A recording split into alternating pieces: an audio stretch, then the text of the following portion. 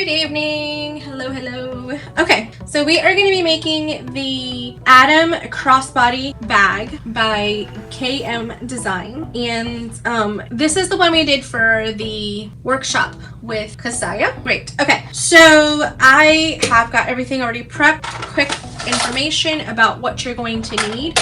You're going to need your pattern and your pattern pieces. So for me, I am doing a 1.5 inch crossbody strap. I like the thickness of it better. And then I did 1.5 inch hardware. So I've got 2 swivel hooks. I've got my slide adjuster. You're also going to need 1 number 5 zipper. You're going to need either a slim or regular magnet. Okay. You're going to need a name tag, or any type of tag that you have is totally okay. For my connectors, instead of using D-rings, I will be using these 1 inch triangular rings. So I like these because it prevents it from swiveling back and forth and moving around too much. These swivel hooks go right into that hole, and I like it very much. So for hardware, that's what you're going to need. You're also going to need your crossbody strap. Okay, you're going to need your zipper. Okay, and I like to keep my pattern pieces with my particular pieces that I have. Just because I don't want to like mistakenly cut out the wrong thing. So for me, I like to do that. Yeah. Okay, and so for back here, you get 2 in 1 for the pattern piece. So this is the slip pocket and back lining piece. So you're going to need 1 piece that is cut at that line, and then you're going to need 1 piece that's cut on the fold. So let me see here. I've got my fold piece somewhere on here because I know I had everything cut because I literally did it while I was chatting away with Shinover the other day. So these are for the interior zipper pocket pieces. Then we have our strap connector. So you're going to need 2 if you're doing the accent. If you're not doing an accent, then just 1 is fine, but one of the larger size, not the smaller size. And back pocket lining trim, 1 piece. You're going to need cut 1 of the exterior back. Okay, so that's my back piece right there. I put it on a piece of DTF directly on there, and I've interfaced it. And then I have my exterior as well as my lining of my gusset piece. I have my flap piece. I have 2 of the exterior. Okay, so this is going to be on the underside of the flap, and then this is going to be the flap itself. I have 2 of the body pieces, exterior, 2 of the lining pieces. So that's everything that I have. The great thing is she puts magnet placements on everything that you need. So if you find yourself needing something at this point, go ahead and cut it out. All right, so there, and then I'm going to go ahead and get my piece on the fold. So for me, when I do like to do something that's on a larger piece of fabric like this, I like to fold it on itself again.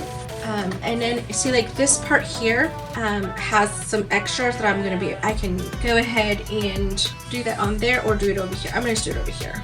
Just get yourself a nice piece. I like to fold it back so that I'm not wasting as much as possible. Oh, that's good. And then what I like to do is when I have anything on the fold, I like to clip it. So, and then I'll trim it away. This piece doesn't have to be as precise as a lot of the other pieces because this is an interior slip pocket. And because it's also an interior slip pocket, you could interface it if you wanted to. It's not necessary. If you do interface it, I suggest that you do your interfacing out of the seam allowance, because then if not, it gets kind of bulky, and we want to avoid as much bulk as possible. So anytime I do anything on the fold, that's how I do it. I clip it, and then I either trace around, unclip it, and then cut it again, or just cut around the pattern. Okay, so the pattern calls for us to start with our piping of the exterior piece. So for me, I am going to be making faux piping, and I'm making faux piping out of my accent piece. Okay, so I'm going to make literally a long strip of fabric that, and you don't want anything you don't want anything too thick for your faux piping. Now I'm just doing the faux piping around this flap of the bag today, but if you wanted to do faux piping or any type of piping around all of the pieces, you can do that. I just suggest that you really look at your piping materials to make sure it's not getting too bulky for you and your sewing machine. If I had one of those really heavy duty walking foot machines, I probably could see where I could get away with using faux vinyl as my faux piping all around the sides and the base of the bag, but that's not something that I think is going to be very beneficial for me in my sewing machine, so I'm not going to do that today. So this is another trick that I do, is I take my piece of vinyl and I fold it onto itself, and then what I do is I just make sure I place it in a couple places. This right here is just 1 inch. I'm just going to cut along there. With faux piping, you don't have to worry about it being an exact size at this point because you could trim it down. So this is literally just going to fold on itself, okay? And then you can have as much as you want sticking out. I think I'm going to go ahead and fold that down for myself and then stitch it and then cut off the excess. If you have anything like rat's tail, you could put rat's tail inside of this to make it so that it has a little bit more roundness to it for the piping. I think I'm going to go ahead and do that since I do have rat's tail. I have plenty of rat's tail. And then for the first time that I'm doing this, I'm actually going to stitch across here just to kind of hold my tail in place. Then I will stitch down the side. Now what I'm going to do here is I'm going to pivot towards myself. Okay. I'm just going to make sure that I kind of pull on my rat's tail a little bit. I'm going to put that off to my right, clear off my space so I have some nice. And I'm just going to run the side of my presser foot. This is a narrow Teflon foot that I have on my sewing machine. So it is not a zipper foot. I'm going to use my zipper foot later on when I am actually going to attach this to the exterior.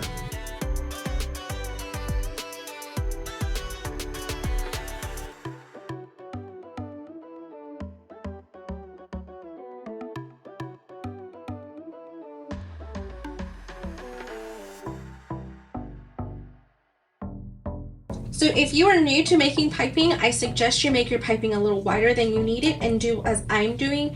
So I'm just folding it over, making sure I'm getting a good amount, and then you can trim off the excess. That way you're not fiddling with a smaller, skinnier piece of vinyl or fabric or anything like that, just to make sure that you have that.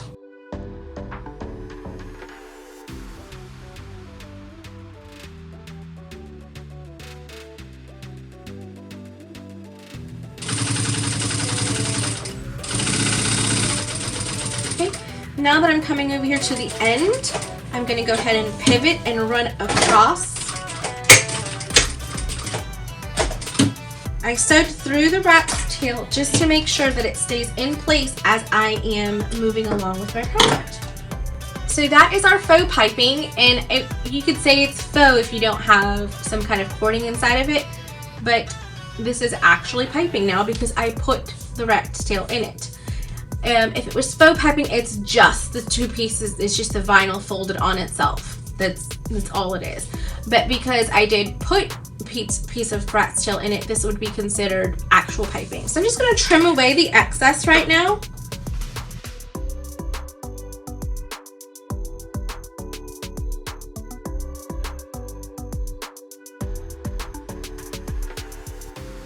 So now we have our piping.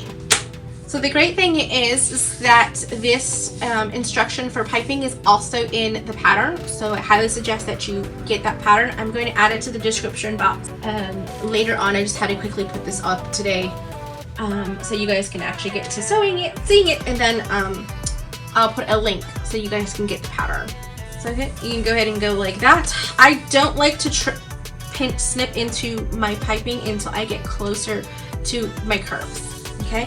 So I'm just going to go ahead and set this aside for just a second.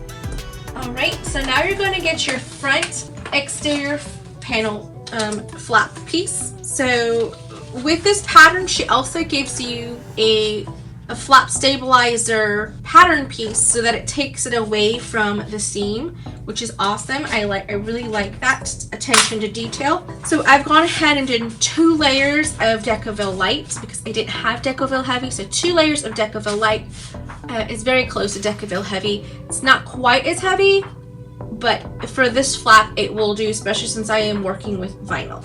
And then also with the flap, okay, so one of them is going to be showing on the outside of the bag, and that's this one for me. So I'm not doing anything with this one right now. I'm going to go ahead and set this one aside for just a minute. And then for this particular piece here, it gives you a placement marker for you to put your magnetic snap. I'm going to go ahead and install that right now. I'm going to show you how I do my installation. I go ahead and transfer that circle like that. Then I'm going to grab my magnet. So because I'm using these very slim magnets, you can use either portion for the flap. There is no hard fast rule. On the pattern directions, she does say to use the male portion, or the portion that has almost like a belly button sticking out. So a button, a little button sticking out of the flat portion, that was what she would consider the male. So the one with the little button is the male portion, and that's what we will use here to install it. Okay, so now that we've made those two marks, now what we're going to do is you can take a little knife, and then you can go ahead and just slowly cut into it. Try not to make your hole too big. I like to just start it and push it through about 3/4 of the way through. I don't like to push my blade all the way through. You'll find that these markings are actually larger than these prong pieces, so you don't necessarily have to go all the way through that marking line. I do like to start them both at the same place. So now that I've done that, okay, I'm going to go ahead and put my piece through just like that. Okay, then I'm going to take my washer and go and so like that. So I personally like to push my prongs out. This is just a personal preference. You can choose to do it whichever way you want. You could put them towards each other. That's okay. And then what I like to do here, I don't think that's the right one. I like to put a little bead of glue. Just a second, oops, that's more than a bead, but that's okay. If you have a lot sticking out like that, you can just grab a piece of scrap and just wipe off the excess. Okay, so now what I'm going to do is put that back on so I can use that later. So this is just a metal glue. Then once I've done that, you can get a piece of tape. You can get anything just to cover those. And because I use glue, I'm just going to go ahead and put that down just like that. So that's protecting the prongs from rubbing against the other side of this vinyl so that it doesn't wear off over time. It just, one little extra step really makes for a good bag for your client. So I'm going to take this and set it aside right now. I'm going to let that dry for a few minutes while I work with my front piece. So with my front piece, there is directions on the pattern that tell you when to veer off your piping. And I like to make 2 marks. I like to make a mark as to when it has to veer off, and then one slightly before that one. That helps me know when I have to trim off my my rat's tail inside the piping. That just helps really get that 90-degree angle when you're working with your piping. Okay, so for example, I'm actually going to go ahead and open this up. And with pre-made piping, it's the same thing. It's just stitched already for you rather than you stitching it. But inside, you'll see a little piece of cording or piping inside of it. You just peel it back, open it up, okay? And then pull out the length that you need to take out. So for me, I'm going to take it off from right here. So I'm going to just kind of put my finger there. That's pretty much where I took the stitches out from. I'm going to pull back to expose the cording, snip it, and then for myself, I can feel right there where it is, and that's where I'm putting it in. Now, where I've actually stitched is where I want to line up the back piece to that stitch line. So that way I get really close to that. Note your seam allowance. If you need to mark your seam allowance on your piping, you can do that. So that way you make sure that no matter where it is, you're making sure your seam allowance is being marked and it's being accurate. So for me, it's 3/8 of an inch seam allowance. So it's literally right up against this edge right here. So what I'm going to do is I'm going to come in, because I want to come in really close to this pipe, to this particular piece of cording. So what I'm going to do is I'm going to trim mine off by like 1/8 of an inch, just to make sure that when I am doing my piping, I'm getting right up against it.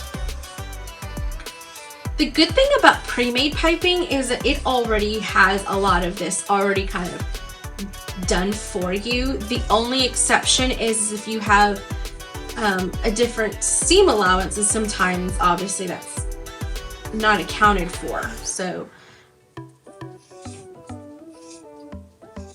pre-made piping is it's really good, but then at the same time you can always trim it down if you need to. I'm literally just slicing off that extra little piece of gray. And you're probably asking yourself, how do you know exactly what it is?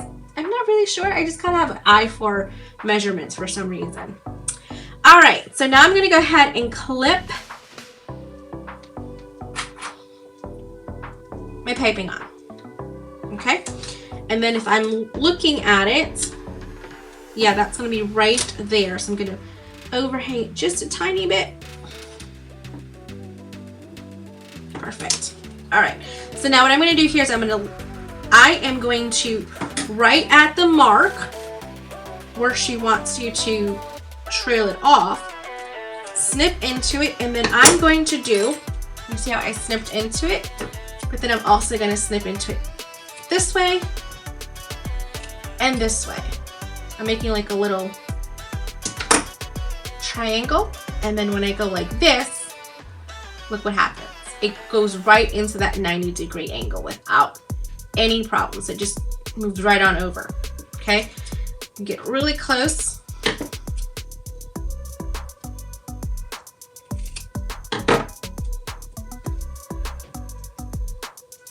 Just like that. And then veer it off. Okay, so for me, I'm going to trim it down just a little bit more. Mine is a little thick, so you can slowly take it off, or you can like make a really strong 45-degree angle right there. So I'm just going to go ahead and clip it. I like to clip where I need to first, and then I'll veer it off. Just like that. Clip, clip, clip. Clip. And you're going to be basting this on to the flap. So right here, see as I'm coming to my curve, this is where I'm going to start wanting to do my snips. About every 1/8 of an inch from the start of the curve to the end of the curve. So I'm just going to go ahead and rotate it so I can have it close to me. I'm going to go right towards to my stitching, but not past my stitching. If you go past the stitching, it's not a big deal. The only thing is that you may have to just kind of like work with your to make sure your piping stays inside. That's all. So that's what we're looking for. We're looking for it to flare out like that. It's like it's fanning out.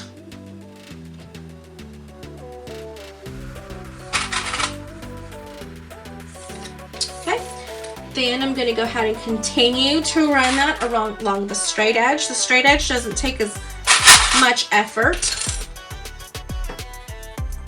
because it's straight, But again, through here, I'm gonna go ahead and snip into it every 1/8 of an inch.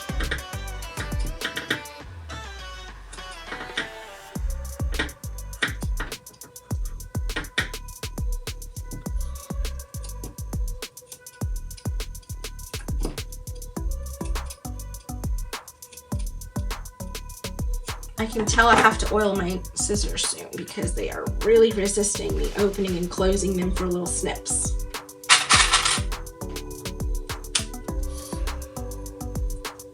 Okay.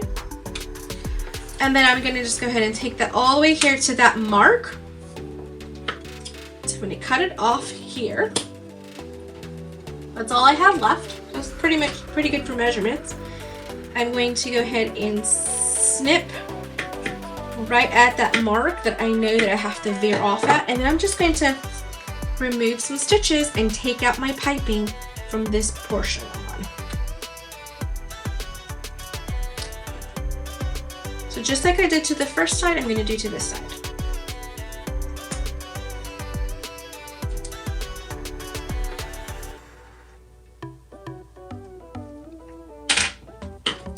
Okay, open it up.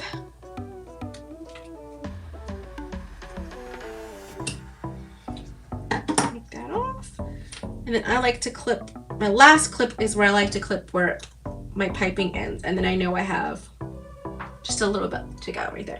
What you're trying to do is make sure that this is not in the seam allowance up here when we're attaching our strap, our flap to the body of the bag. Okay, so now we're gonna go ahead and baste this along. I'm gonna baste it in at 1/8 of an inch. If you want to do it right along the existing stitches, that's okay. Just note, remember, we're going to be coming in to do a 3/8 of an inch seam allowance later when we attach the other side of the flap. So for me, a basting stitch is a number 5. That's as large as my machine goes. I'm going to go ahead and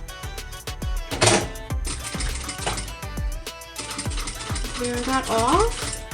And I'm just running right along those stitches.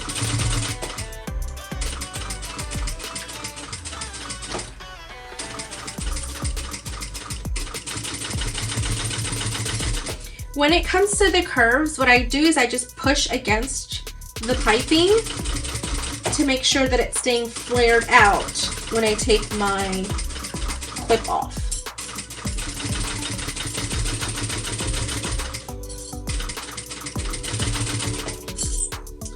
Okay, and then veer it off.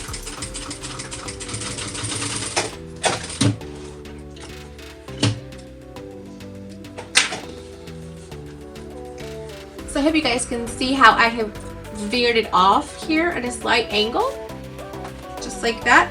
Then you can trim off whatever is sticking out from the flap piece. I like to do that from the back side just so that I can make sure that I'm not cutting the flap itself.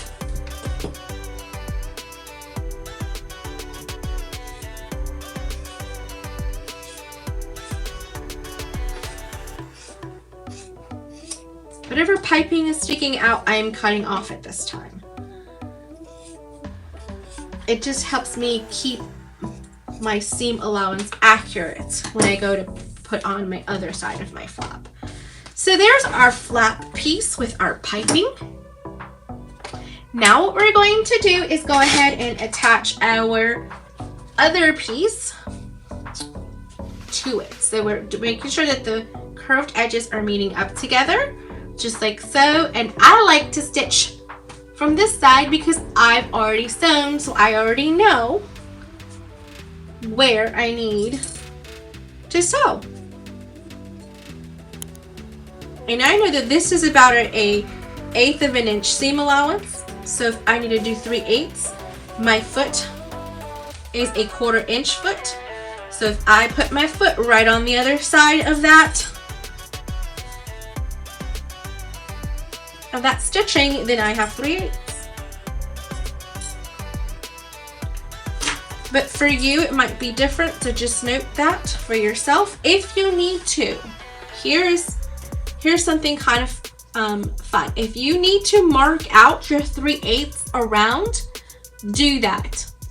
There's no shame in marking out your seam allowance, especially when you're new to piping, because you know you want to go ahead and get really close to that piping. So I'm just making sure I'm matching up my raw edges for my pattern pieces to match.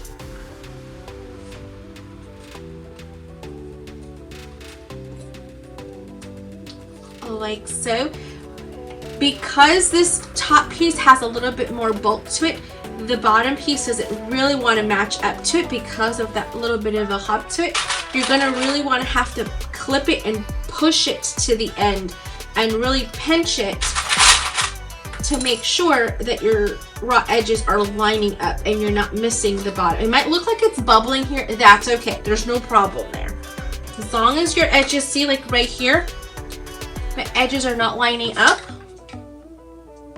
You really want to make sure your edges are lining up. So I'm just kind of folding it and pushing it to go where it needs to go. You're the boss, not the fabric. You tell it what to do. Okay, now that's all nice and clipped. I'm going to switch my foot over to what I consider a zipper foot.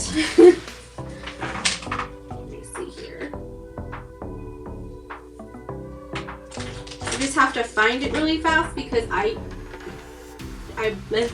kind of like let the students in the other room use it for the class.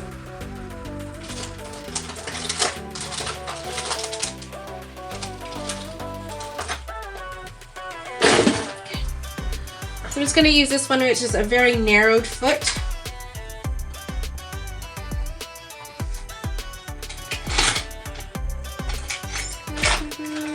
Okay, so on my machine, to take off my foot, I just have to push on that to release it.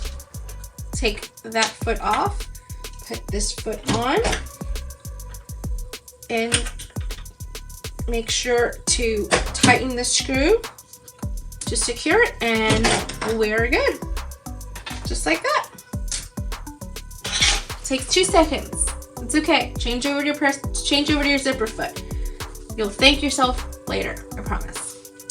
Okay, let's go ahead and get started. And I'm going to start up at the top.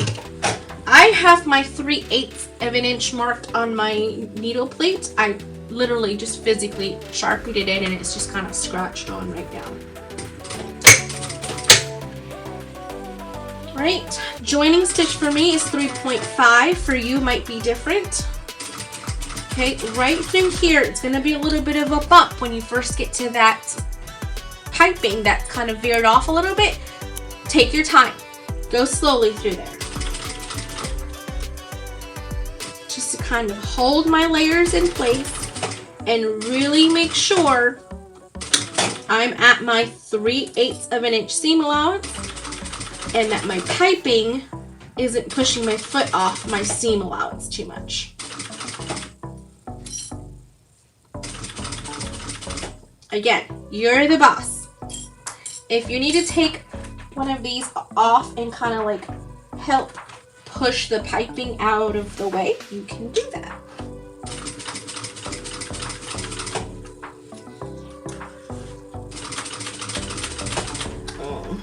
I don't like that.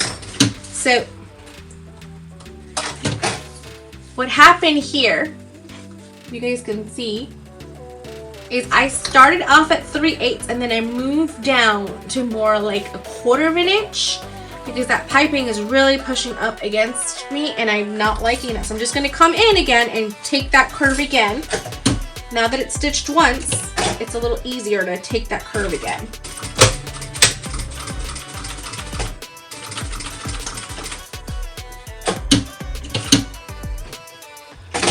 Doing it again to make sure that I'm getting right. There we go.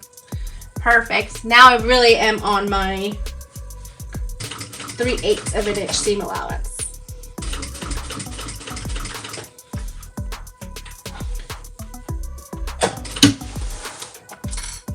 But I'm I'm noticing that I'm feeling my piping, and my piping is not sitting where I want it. So I'm just gonna flip it over, open this up. There's no shame in looking again.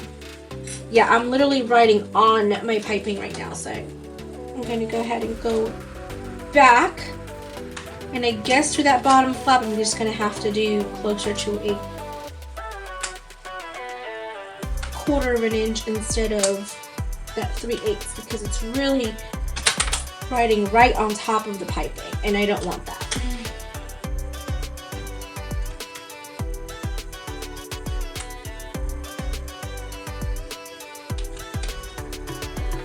Okay. If it doesn't feel right, stop before it goes too far. There's no one said that you can't stop in the middle of sewing and adjust things. I promise it'll save you a lot of headaches. Alright, so let's see here.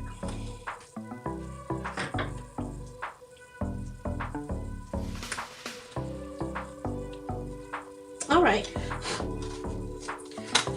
So down at that bottom flap, because of the way the piping is, it's really not wanting to do 3/8 of an inch, which is okay.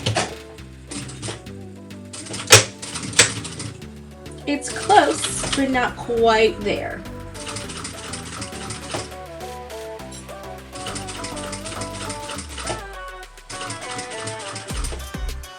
I'm really feeling my piping right now.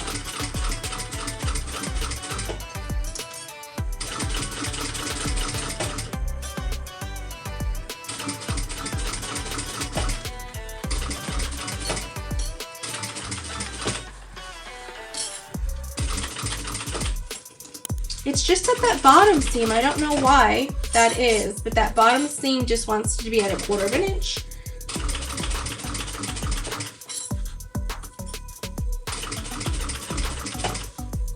That's all right.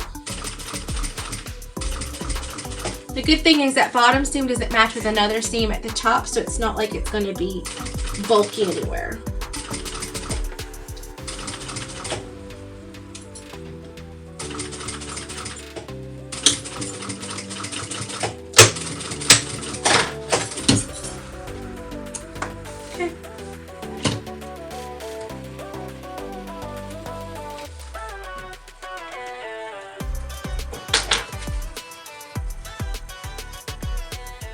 It looks and feels really good. Before I trim anything off, I'm gonna look inside to see. It looks pretty good. Let's turn it out. I started losing pretty much all of my nail polish this morning when I was working on a couple of things.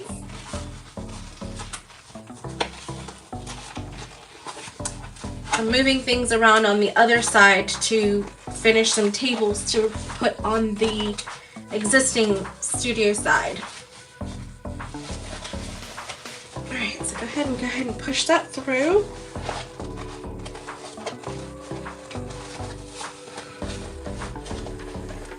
This looks nice. Okay.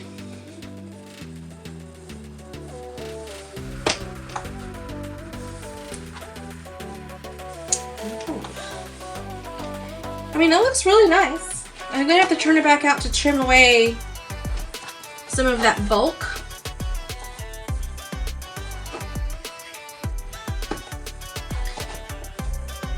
But overall, it looks really nice.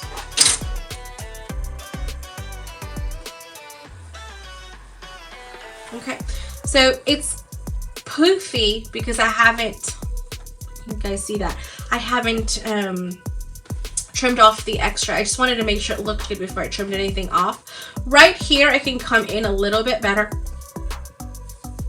On this curve right through here, right through in here, I could do better about catching the piping a little bit better. So I'm gonna go ahead and go back in right there. I'm gonna hold and pinch so that I know which side it is.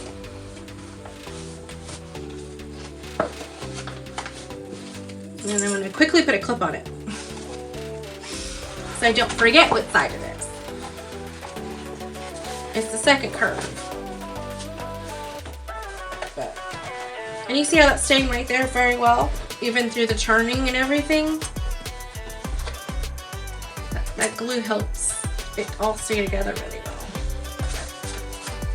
well. Okay, push that back out.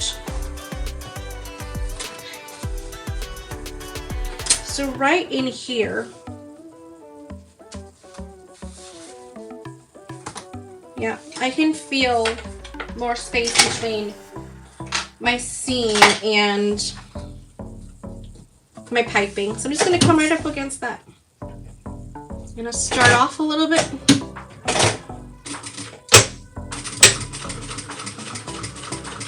And get like a running start. So don't start stitching exactly where the problem is. Come back about 4 or 5 stitches and then make your way towards it.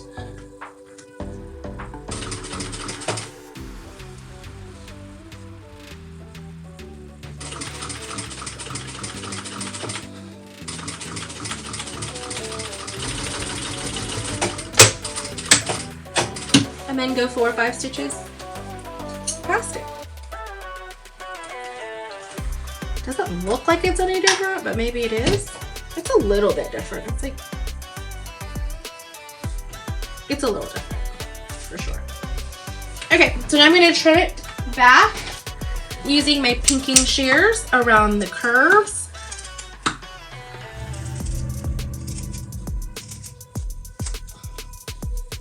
Just like that. Take your time, it's really thick. This is when you really need some hand muscles.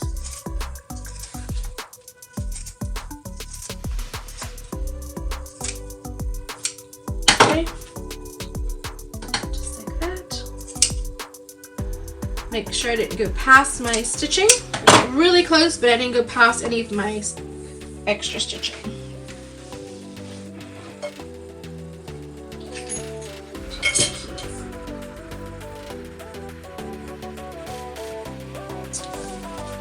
So now that I've done the pinking shears around the curved edges, now I'm going to just use my scissors and trim away any excess.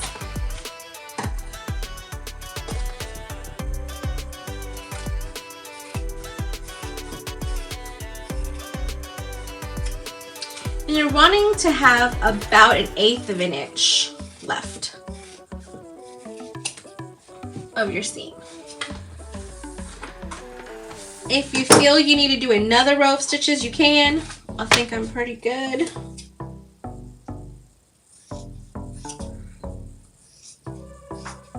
I had a slight shift here, so I just trim that away. I mean, less than 1/8 of an inch right there. Okay, let's turn it back out.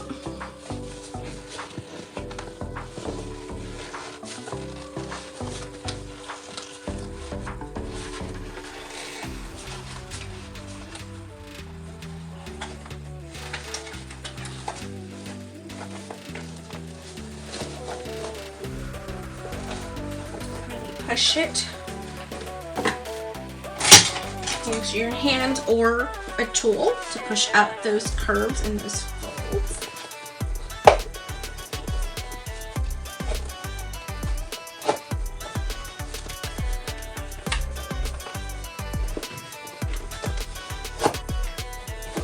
Yeah. And then what I like to do is like really run it up against that seam and like really pushing against that seam. Oh, that looks so nice. Okay. So on the back of the flap, it looks more like a contrast than the front. The front, it almost looks like it's an extension of the front flap because it's the same vinyl. But in the back, look at that.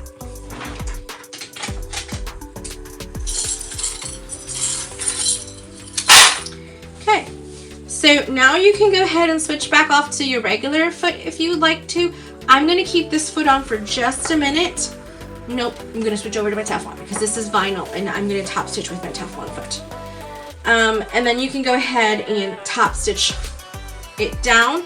I don't even know if it needs a top stitch. It looks really nice the way it is.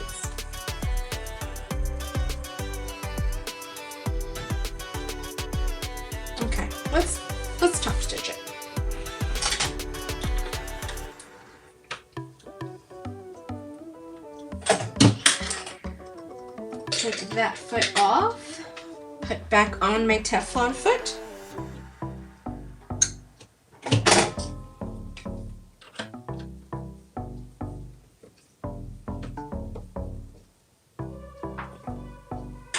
It's really easy. It takes an extra couple seconds. I promise it will make a big difference if you use your zipper foot. Alright, so now that I've got it nice and flat the way I like it, I'm just going to go ahead and do a top stitch all the way around. For me, a top stitch is the same as a basting stitch, which is a 5. You could do a 4.5. Let's go 4.5 just to be. Okay, and I'm using the side of my presser foot as my guide. There are also a few other feet out there that have guides with it. So like this one here has it so that it has two different, so you can see that it's two different, maybe over here. One is higher than the other and then it has a spring to it, so it helps with an uneven surface. But the only bad thing is it's not Teflon. It's just a regular foot, so I can't use it on the vinyl. Okay, so right now my Teflon foot is kind of riding like this.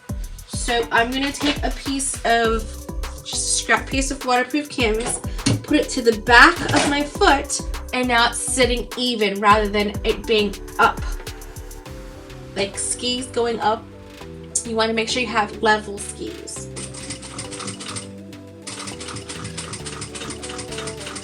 Then when you're done, just don't throw it away, just put it to the side because you're going to need it again later.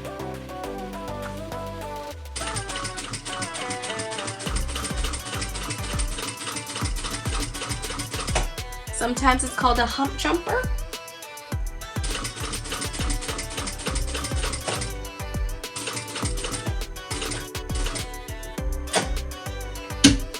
Small pivots.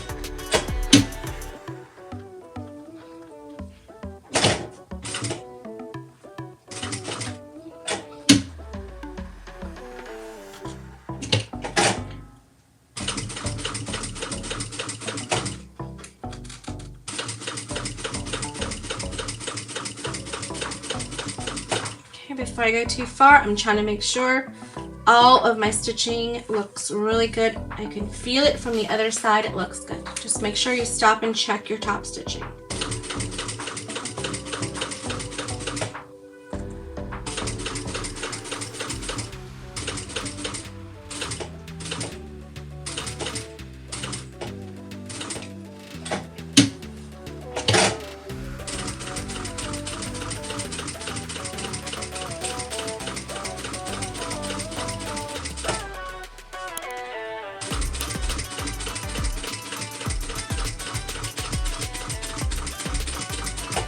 Okay, I'm going to go ahead and turn and pivot.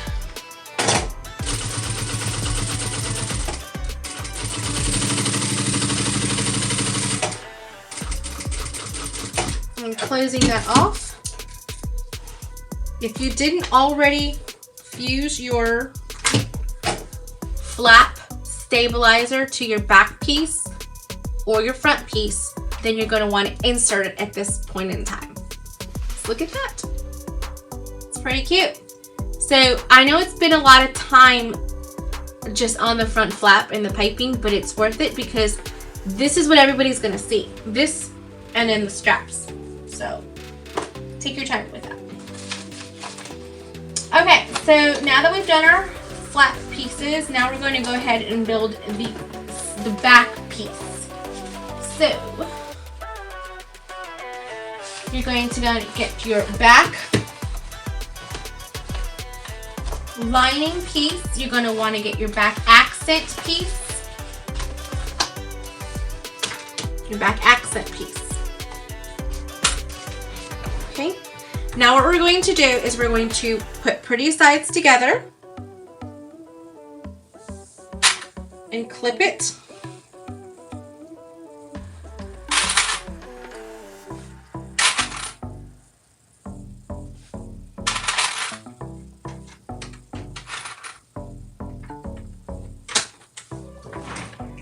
And you're doing a joining stitch with 3/8 of an inch seam allowance. Go ahead and attach that.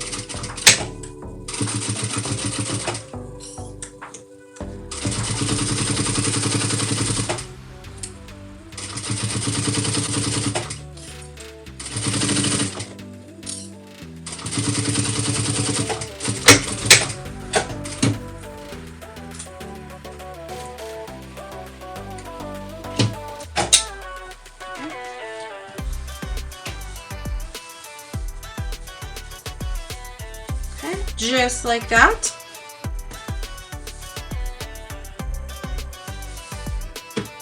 Okay, and then you're going to get your back piece. Your back.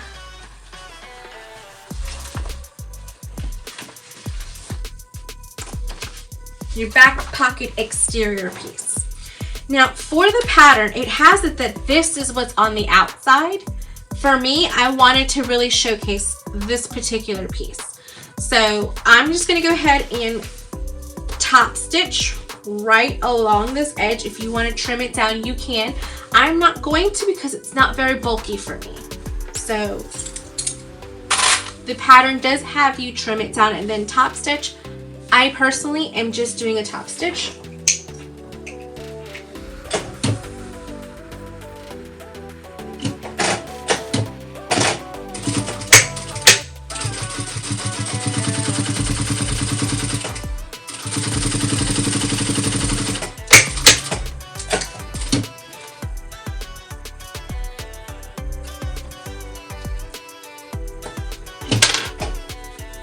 Looks like that. Okay, so now what I'm going to do, thank you. What I'm going to do is I'm going to go ahead and put pretty sides touching. Just like that. I'm going to clip.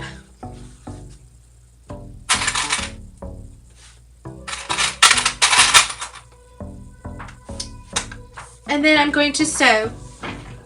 Joining stitch length, 3/8 of an inch seam allowance.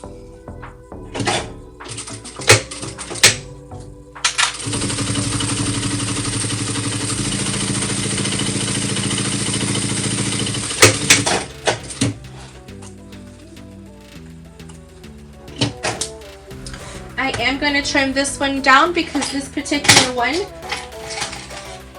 does go into the seam at the side, so I want to make sure it's not bulky. You don't have to use your zigzag scissors here, or pinking shears, but I like to. So now I'm going to go ahead and take that. I'm going to really finger press it, take it to the edge of the table and pinch it. Really roll that seam out to make sure that it looks nice and even and that you don't have a lot of that back exterior popping out.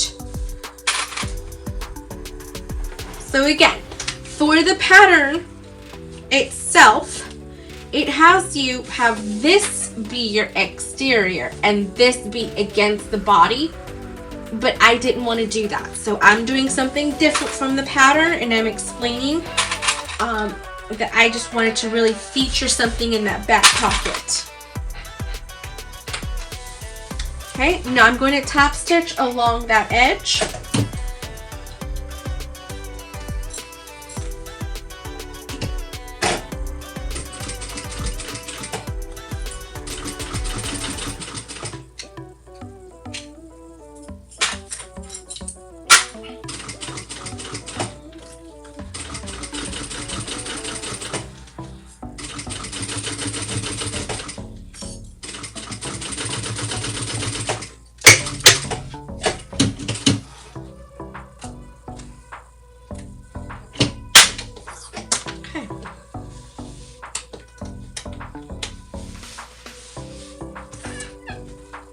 Just like that. Okay, so now your back piece is done. I've just kind of put this together just to make sure that it's staying like flattened down because it's kind of bulky, I'm going to go ahead and go around and just do a real quick basting stitch just to keep these layers together so that I can go ahead and start making and assembling my bag.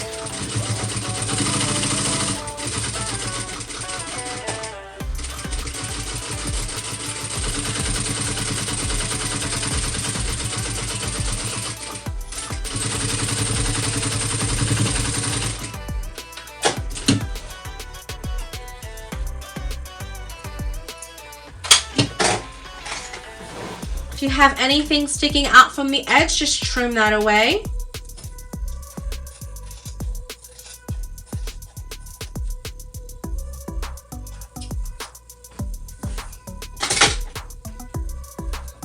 That's your back pocket piece.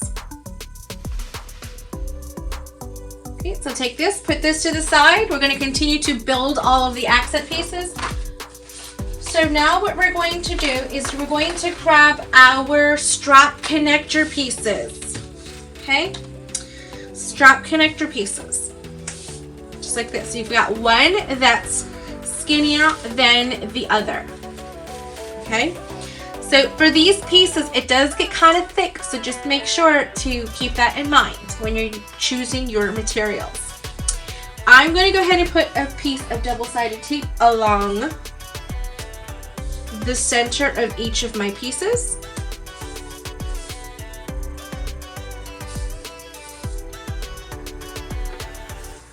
This just helps me keep everything where it needs to be.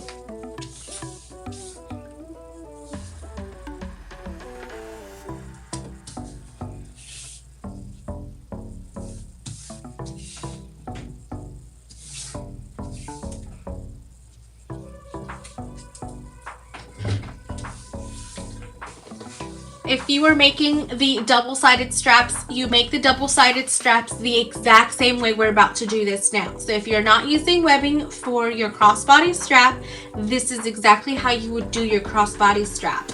Okay? I'm using webbing, but I'm showing you how to do the two-toned for the strap connector, which is exactly the same thing you would do for the strap, the crossbody strap. Okay?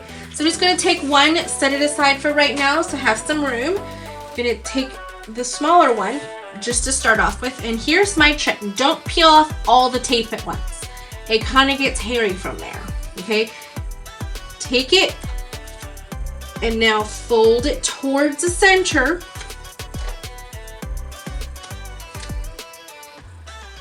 Okay, just like that. Fold it towards the center.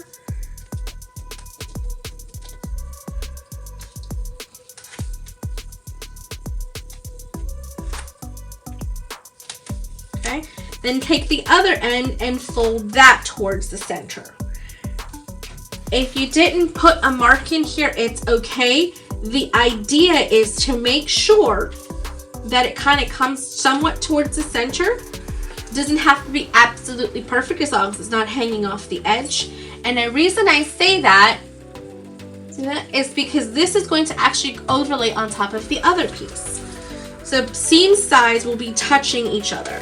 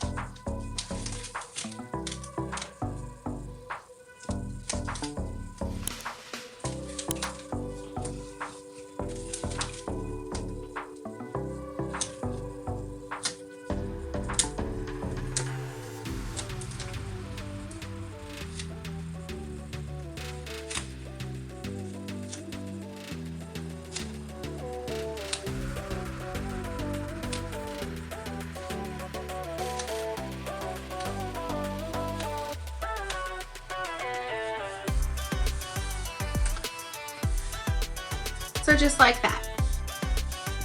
Okay. I'm gonna take this one, put it aside for just a second. Grab my other piece of the strap connector. It's just wider. It's the same length, it's just a different width. And that's all on the pattern.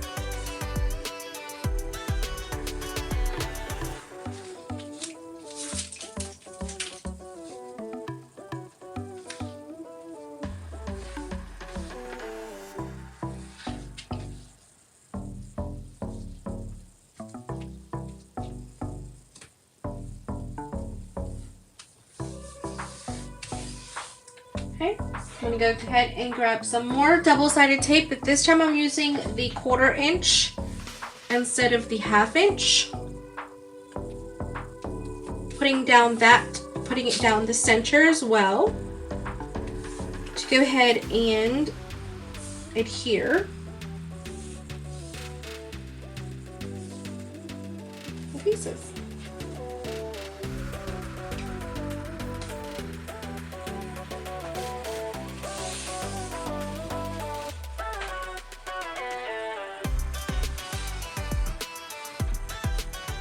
So again, peel off just a section of it, and then you're going to put seam side down, centered as much as possible.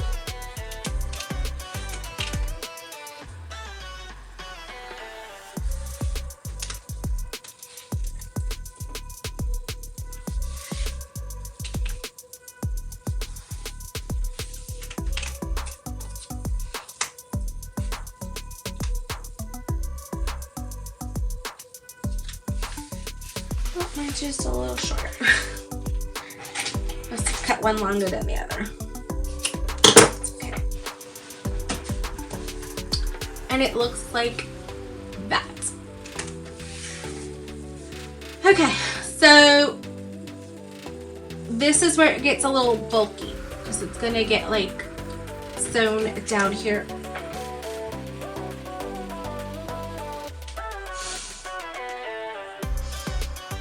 I've been having a lot of practice with my double-sided tape Shenova, so don't feel bad. Okay. Give me a quick second and let me refer to the pattern for measurements on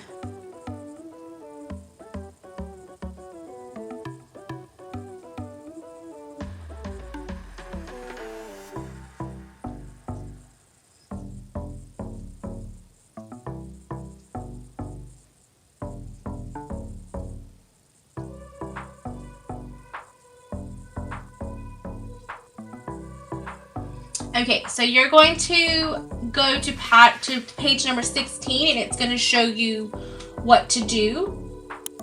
And it's going to tell you how far to go in.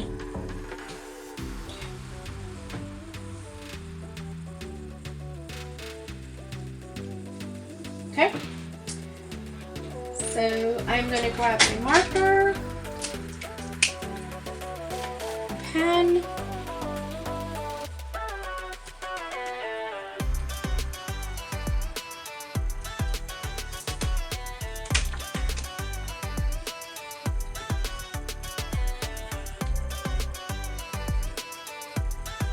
I will transfer those markings. Okay. And then now with the marking that I have, it's telling you to create a box stitch around the edge.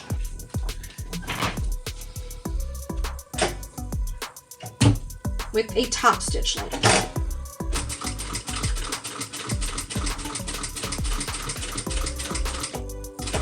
I'm going to pivot, come across, and then come down.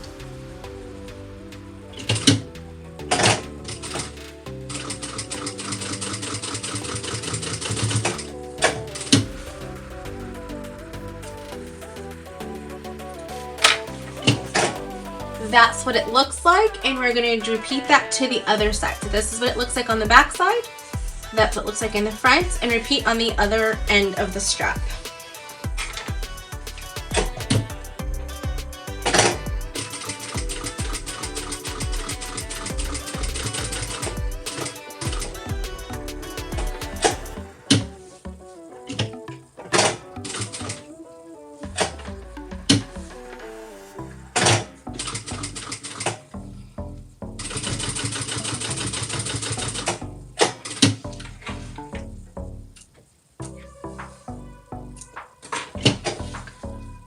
Just like that. So now both pieces look exactly the same.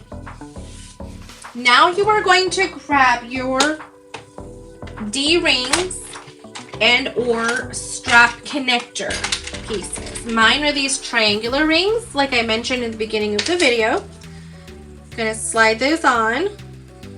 It's kind of thick. Well, that's not gonna work because it's not the same size. Let me go grab some D-rings. Those are 3/4 of an inch instead of 1 inch.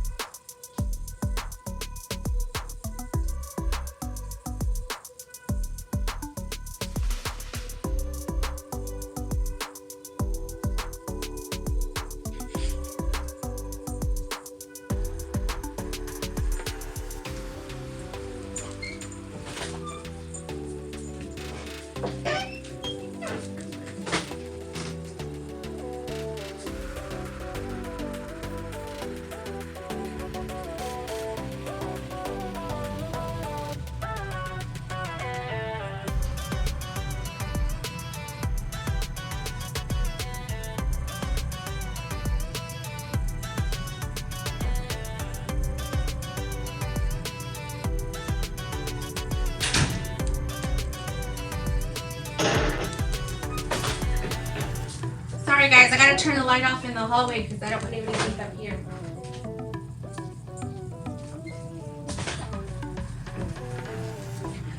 Okay, I got that, and my Diet Dr. Pepper.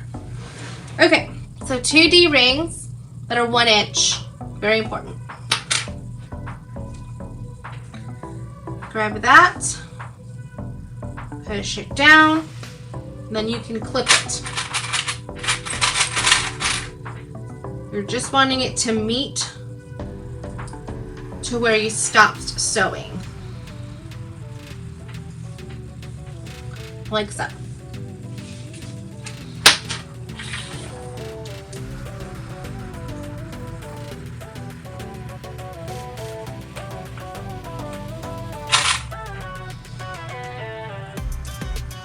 Okay. That's what it looks like. Take this and set it aside just for a second, because now we're going to get our exterior gusset piece.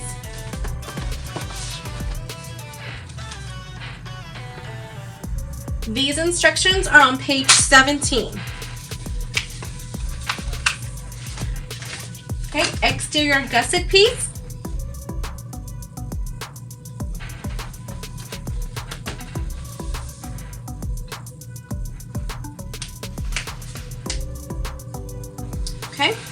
So just like that, I'm going to trim off my extra Decaville that's sticking out.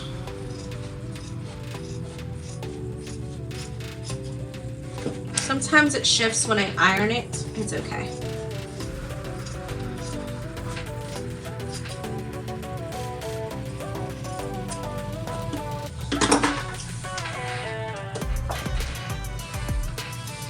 Alright, so with the right side facing up, okay, you are going to want to make a mark at the center of this gusset lengthwise.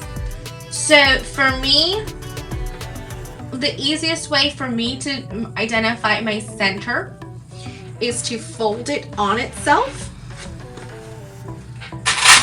and put a couple of clips in here. Just to identify where the center is lengthwise. It's just something that I do, meeting my raw edges together.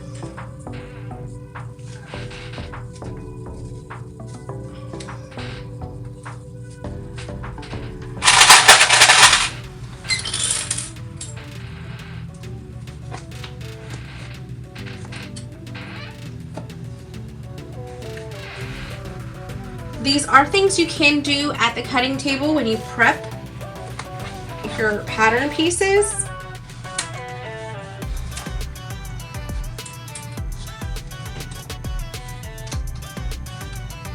To save yourself some time when you're at the sewing table.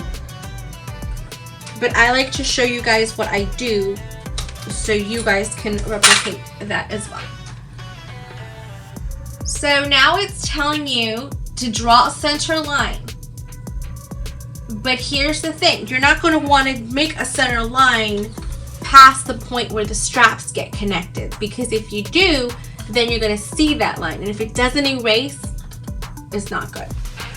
So what I'm going to do first is take my ruler, take my marking tool, which is my silver marking pen, and do the mark that it refers to as to how far in the straps need to go. So refer to your pattern, page number 17, for those numbers. Okay.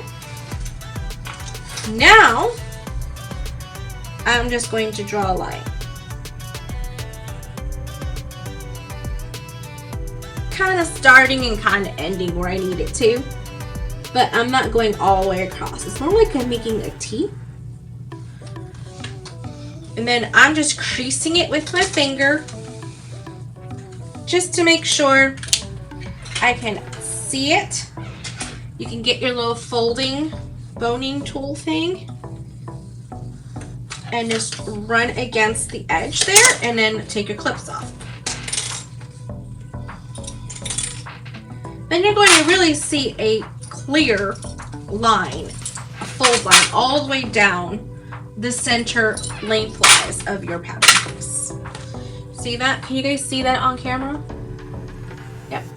Where it's folded in half. Alright, so now that you've done that, I like to do my 1/2 inch tape here from that starting line, straddling that center line, stopping at my last mark. That's my center. If you need to take a measurement from each side, you can do that as well. Peel that off.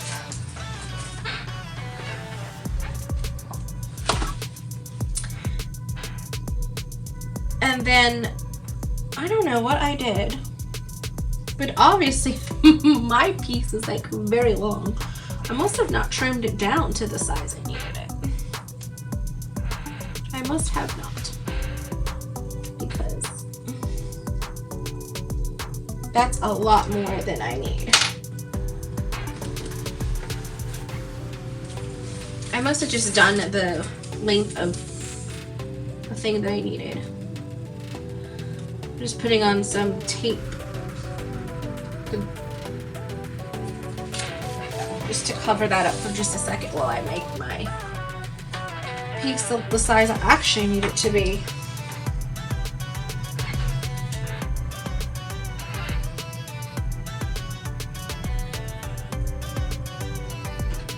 Sorry guys, I like made it like 5 inches too long. I don't know why. If that happens to you, it's okay.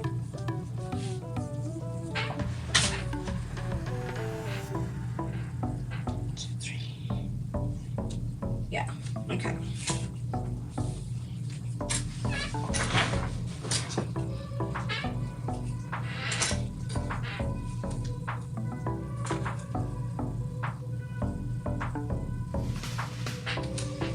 Alright, so now we're going to just go ahead and make that little box again.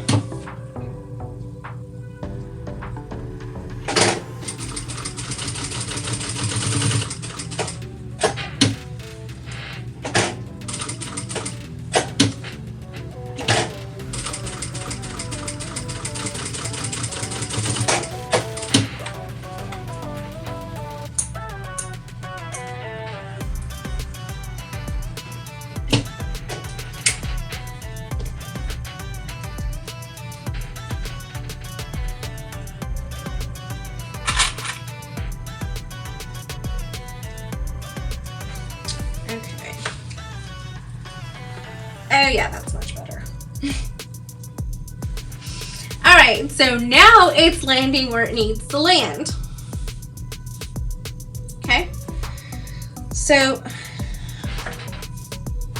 now what you can do is stitch it down across here and back over. I'm going to peel my tape and center it.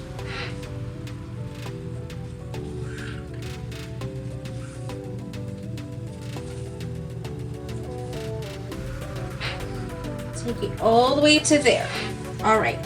So if you're not confident that this is straight, you guys see that was kind of going a little bit to the left there. Okay, it looks very good.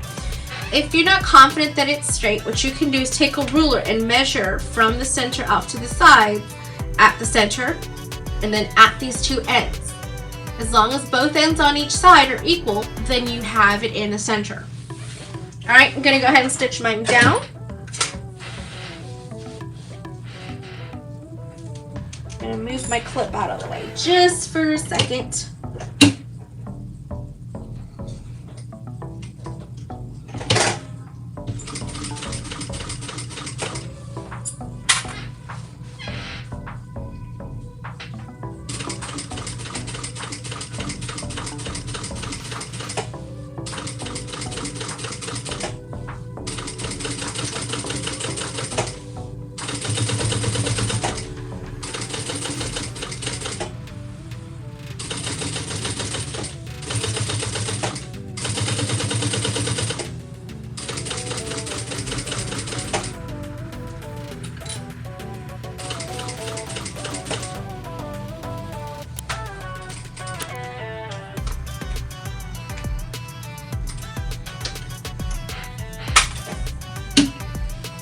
What I'm doing is I am starting my stitches where I made the box connection here, and then I'm continuing my stitches across that, coming back down here. So that it almost looks like I'm stitching right back in to those stitches that I had previously made. So it just looks like one continuous stitch.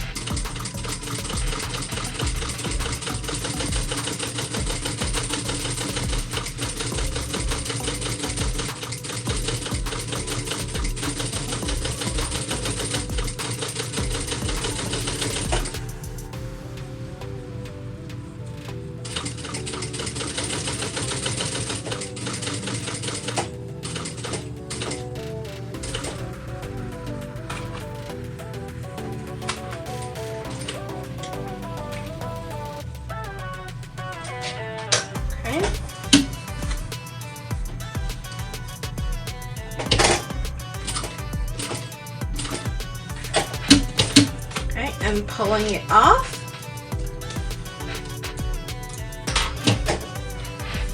So it looks like that. So it doesn't, I don't have double lines there. They literally just connect to each other. I'm gonna pull those stitches through the back. Pull them to the back.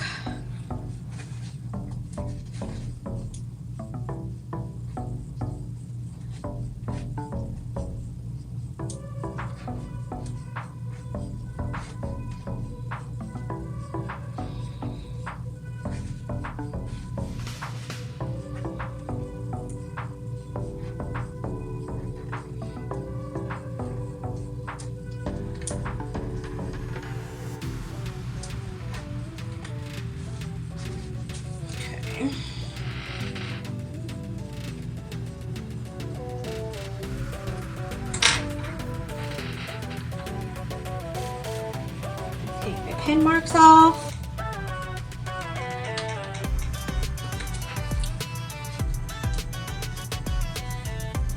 Okay, pin marks off. This little guy came off. That's okay. Put him back in.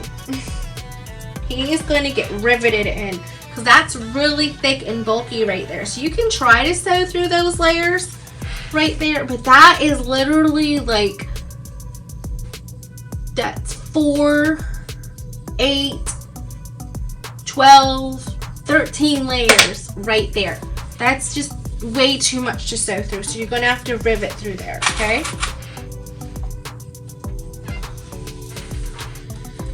Alright, so take your threads in the back, tie them off, do what you need to do, and then I don't like to trim them off too close in case they do for some reason pull through. This is our strap connector, so it will have some pulling and tugging on it.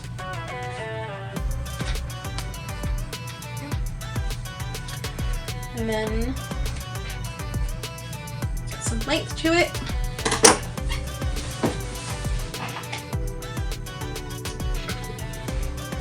Just grab some double-sided tape. Pop that down there just to keep your threads down. You don't even have to peel it off. It's just to keep the tails down. So just like that. Right, so now we're going to have to rivet through these portions. Okay, I have this rivet guide that I got. And it just really helps me note, like, for a 1-inch strap where the center is. It really doesn't help me with knowing where it is in placements with other things. So as much as I think it would help, it just doesn't do that. Alright, so I'm going to hold it in place and then put it right there where I want it. Same thing on this side.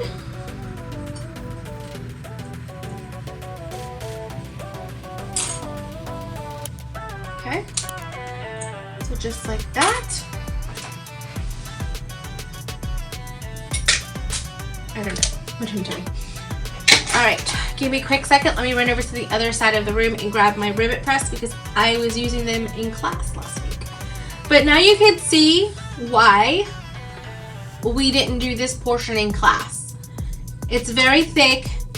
It's very time consuming. It's a great feature, but it does take a lot of time and to do that. So now on page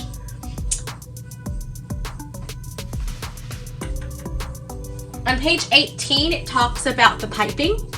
We're not adding piping to this. I think this is gonna look just fine the way it is. Let me go get the rivet presses real fast. Actually, yes, let me get the rivet press.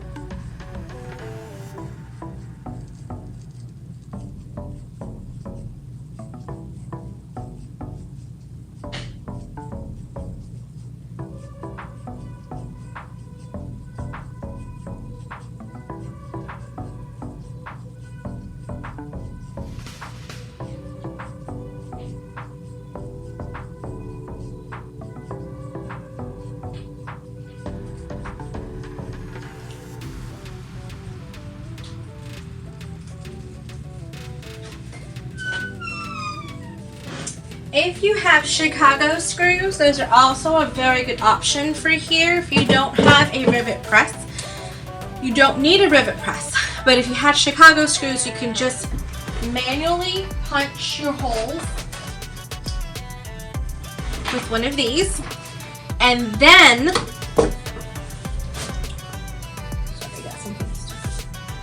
okay, so manually press the holes with one of these leather punch tools. And then you can use the Chicago screw and put the post through and then put the screw in the back. It works just as well as a rivet. And you don't need a rivet press. Okay? So if you don't have one of these, it's okay. I do not suggest that you use a rivet press to do the hole for all these layers. It is not going to be a good thing. I'm just showing you. So for me, I'm picking it up. I'm going through the first 4 layers. Punching through. Okay? Just like that. Folding it over. Marking where I need to do my next hole.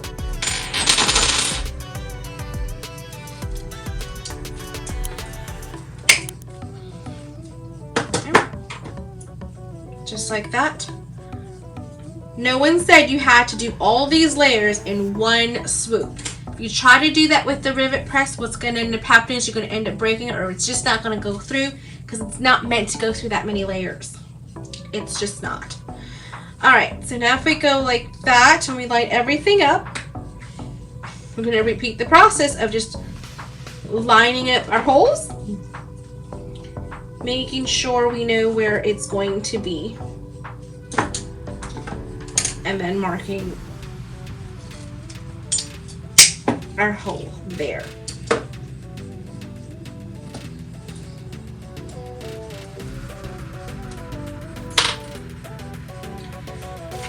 Okay, so now you're going to go ahead and get one of your rivets. I think I failed to note this in the beginning of the video. I'm sorry for my omission. Okay, so you're just going to need 2, one for each side.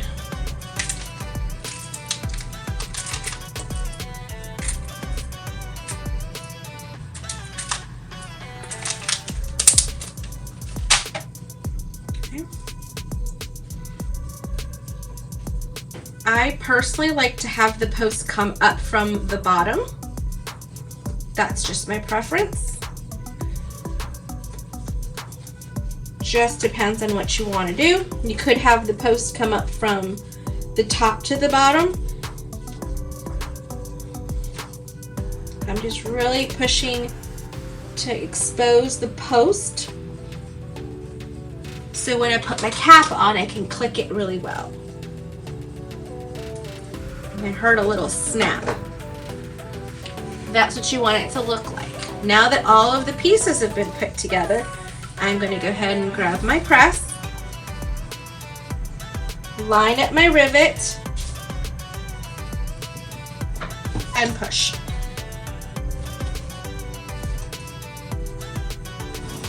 Okay, and then now that we've got that done, now we're going to do the same thing to the other side.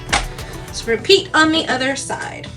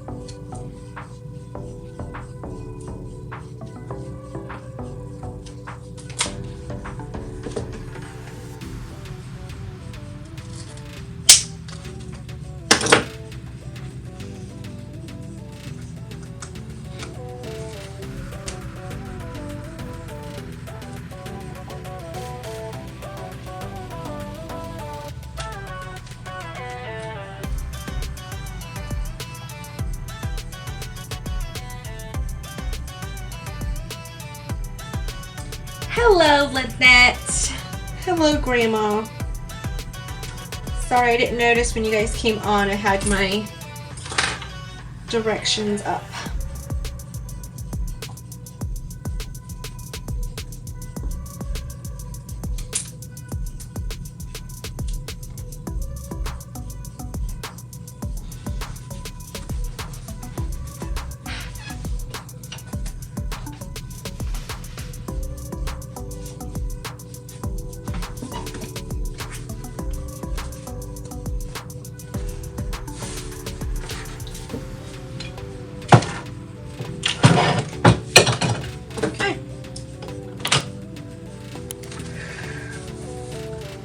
That gusset piece is complete. You can set this aside for just a moment because we're going to come back to it really fast. All right. So now we're going to do our front flap piece and our back pieces. Well, before we do that, hold.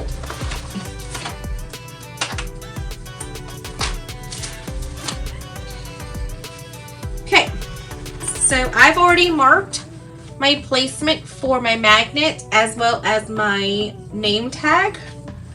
That is also on the pattern pieces, magnet placement and the tag placement. All I did was go through, mark it, I fold up from here and just make a little line just so that I can keep things aligned. So different people have different size tags. I just make a small little line for me to have as a guide. If you have any interfacing sticking out from your body pieces, you can trim that away.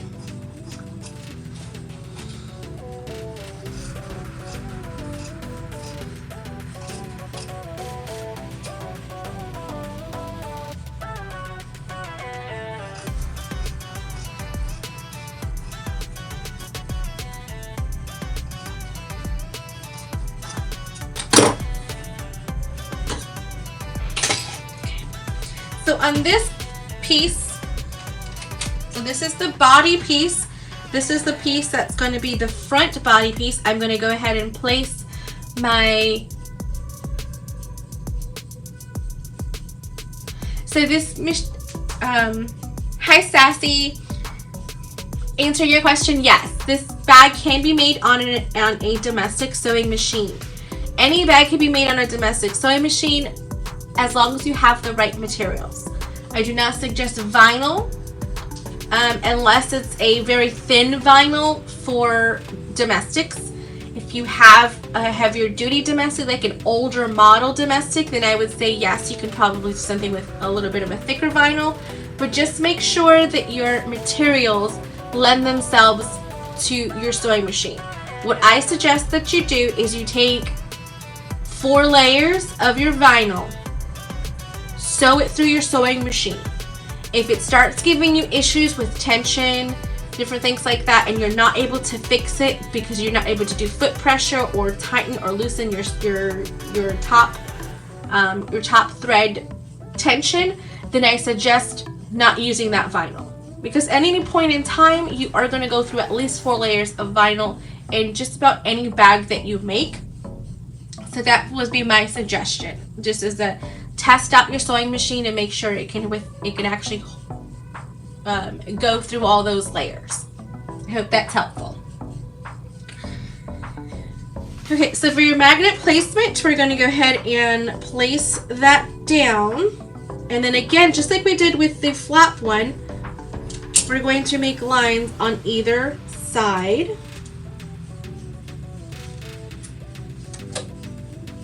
Okay. And I'm not sure why that looks.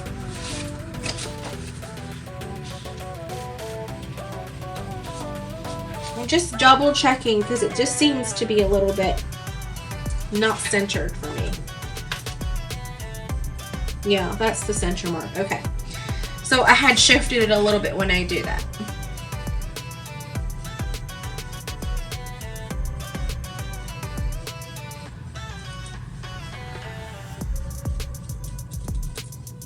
Am I running out of ink already? No, it's not.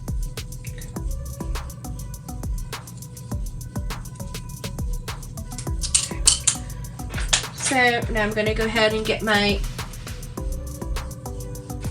X-Acto knife and then just do those little marks. And just like I said before, don't have to go through the entire blade length. 3/4 of it is fine. Okay, you're going to want the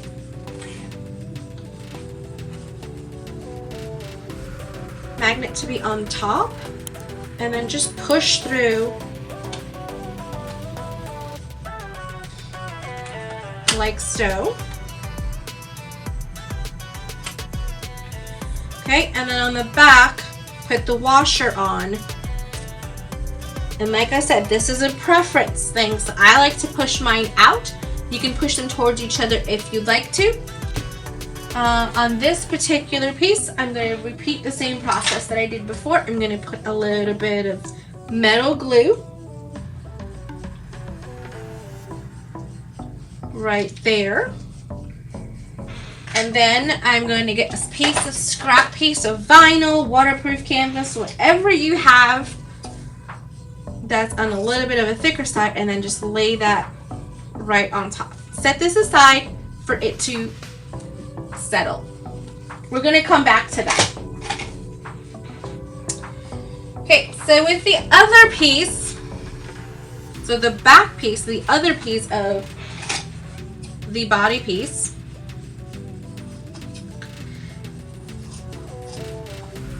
I was not on my game with fusing things. Okay, you're going to take your back pocket piece and place it. I like to kind of like tap it to make sure that my bottom is lined up. Then I line up my sides. You could find your centers. I find this works just as well. And just clip along.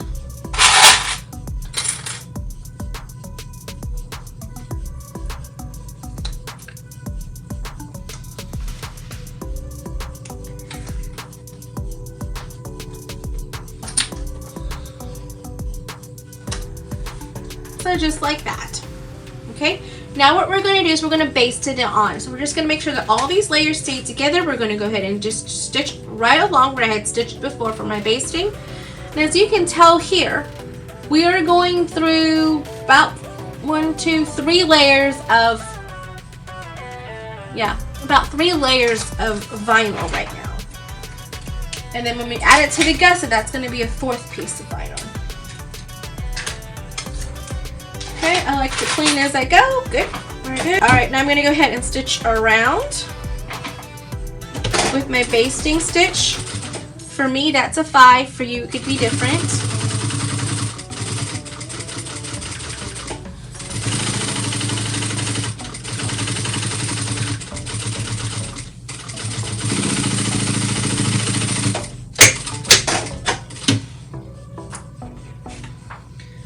Snip your tails, and now you have a back piece. Looks pretty good. Awesome, awesome, awesome. Made a little bit of shifting there, but that's okay. Looks pretty good. Now we're going to go ahead and take this, put this one to the side, grab our front piece again now that our glue has pretty much settled, at least a little bit. I'm gonna get some double-sided tape for my name tag.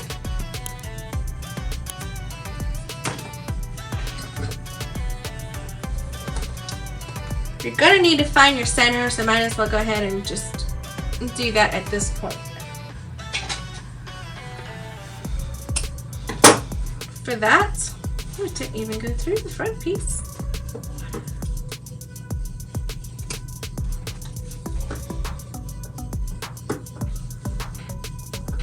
There we go. All right, so my center is right there.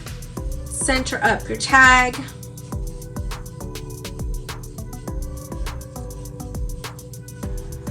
Make sure my tape sticks down. Okay, center your tag. If you have a metal tag, you can use that as well. I'm using a woven tag that I get from Hardwood and Hide. Totally worth the wait. Okay, I'm gonna bring it up just a tad. There we go. There's my name tag. Now I'm gonna go ahead and stitch that on.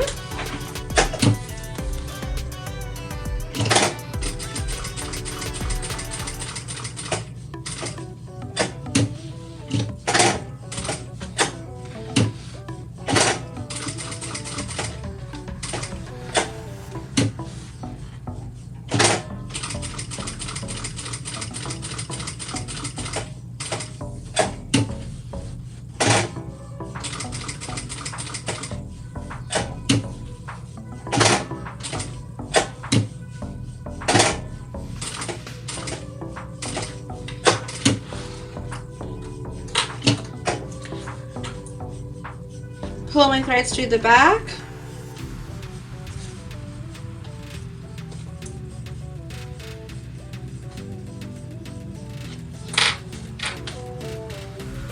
Okay. Tie them off, and then I'm going to just stick them down with a little piece of tape.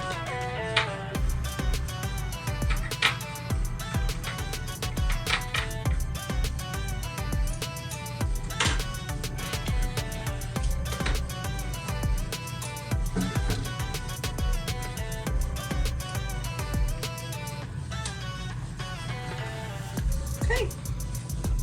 My tag is on, magnet is on, so now we are to putting on the flap.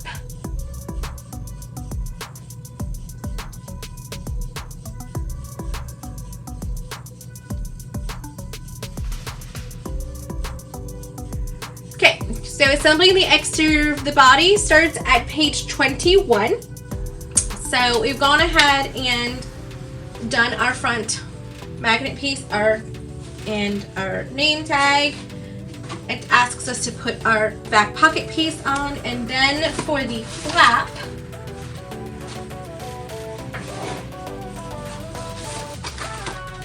okay, so with the flap, with the pretty side facing down, okay, we're going to find our center.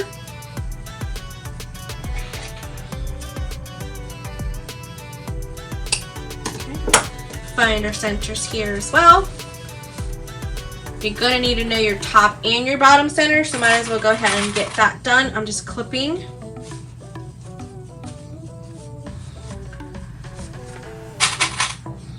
I'm clipping just to make sure everything stays where it needs to, so that when I do my notches, it really makes sure that nothing moves.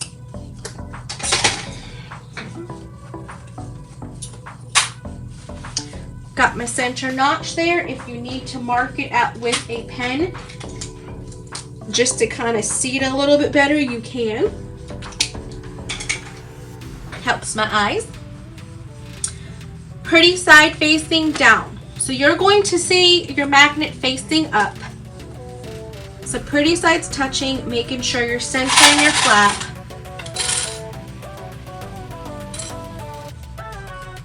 Clip it in place. Make sure your raw edges are lining up.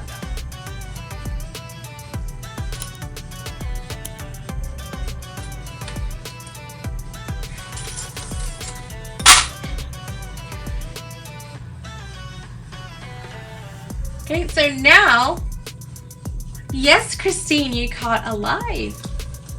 Okay, so now what we're going to do is we're going to stitch and baste this just along this edge here. So because there's a bit of a bump difference here, remember how I said that we want to make sure that our zipper, that our foot, any type of foot, stays even and it's not coming up at an angle. We're going to use a piece of waterproof canvas to make sure we're getting that very close to the same depth. So when we're starting off, I'm going to do that so that way my foot is nice and even. And baste that in place.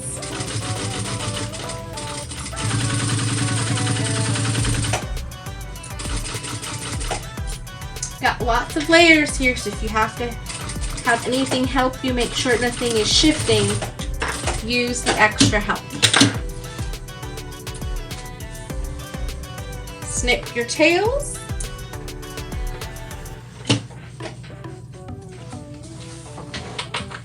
So we are making the Adam Crossbody bag by KMDesigns. By KMDesigns Pattern Company. This is the Adam Crossbody. This is what we made in last weekend's workshop with Kasaya and her sister Susan. Just taking some little threads that I see popping through. So that's what we're making. It's a really, really cool bag. Okay, so now that we've done that, we're going to go ahead and make the body assembly.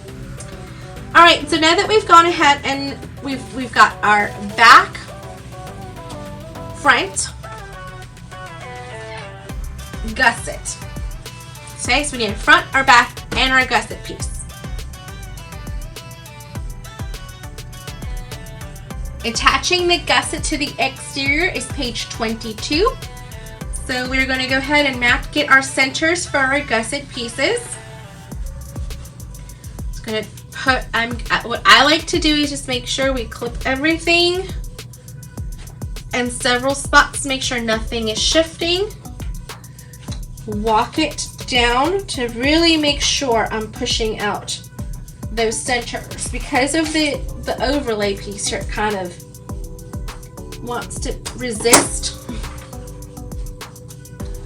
Walk it through, make sure. Okay.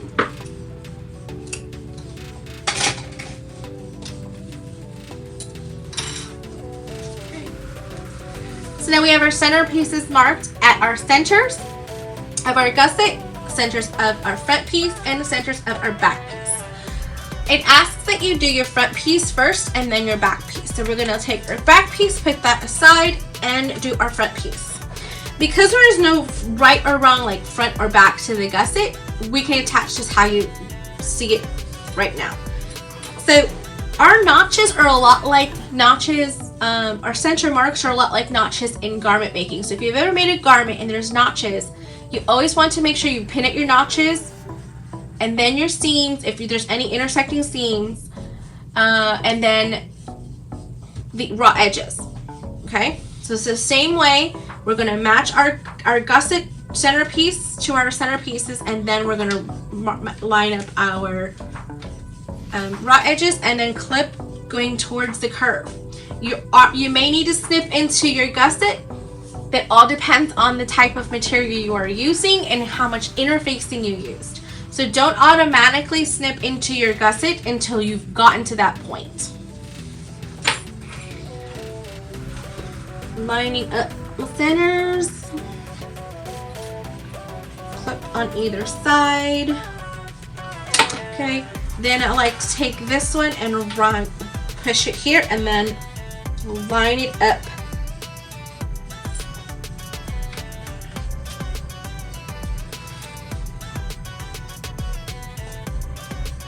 Like so. I like to clip it up here and then down here. That just helps keep that at a 90-degree angle. There is some bulk because of the strap connector, so just keep that in mind. You're going to have to, I wouldn't say wrestle with the gusset piece, but you are going to have to manhandle it a little bit and tell it you're the boss. Okay? Alright, we're just going to go ahead and take that. I'm going to go ahead and dump out my clips, because you are going to need clips. They're your friends. If you have the little binder clips, those are even better for some tough things like this. Right? And you're going to want to sew with the gusset side up. That's helpful, so when you're pinning, the flat side is against the body or the bed, and the curved part is towards the gusset. Just take it and really line up those raw edges and clip, I would say, just about every inch to 1/2 inch. Okay, so now I'm starting to get into my curve. And as you can see, it's not lining up with my curve, but it's not so dramatic that I can't like help this along.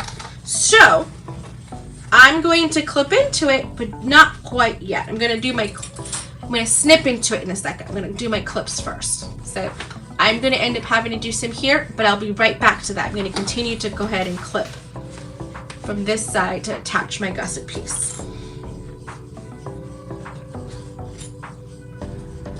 See what I'm doing? I'm taking a little by little, holding, pinching, clipping.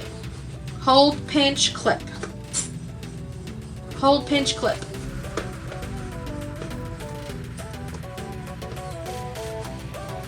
Like so. So now we're going to snip into our gusset just so that it flares out like what we did with our piping. The only difference between this one and the piping is I like to start with the center. So try to find a point where it's the center. Okay. And then clip out a couple and see how it lays before I continue to do too many clips. The difference between this and the piping is that the piping was not a predetermined length. So therefore, if it hang over a little bit on one side, you just clipped it off. It's not a big deal. But with a gusset piece, this is already a predetermined size. So if you over clip into your notch, what's going to happen is it's going to actually have excess, and it's going to push this down and then push it, so that when you actually finish sewing, one side is anywhere between 1/8 to 1/4 of an inch to sometimes even 1/2 inch difference from the sides. And that can make your bag kind of tilted half, like crooked a little bit. So make sure that when you are clipping into your curves, less is better at first. Okay, so I'm going to go ahead and snip to the center. Okay, and I'm not clipping too far in, guys. This is a 3/8 of an inch seam allowance. I'm probably clipping in about 1/8 to no more than 1/4 of an inch. Okay, so I did one at the center, and then I'm doing 3 clips on either side just to get started. Like I said, I can do more clips later, but I can't take them away.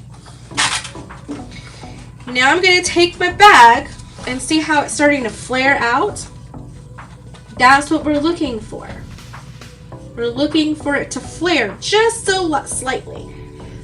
And I think that is perfect.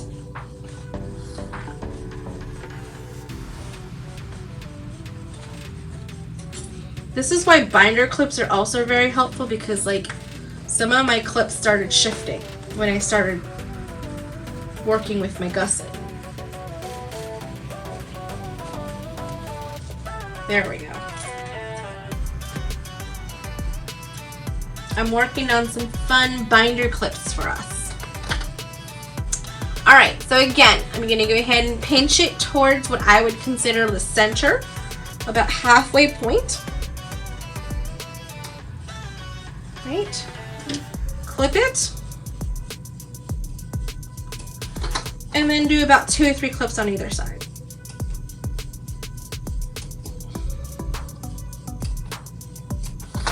You can always add more, but you cannot take it away once it's there. Yeah, that's good.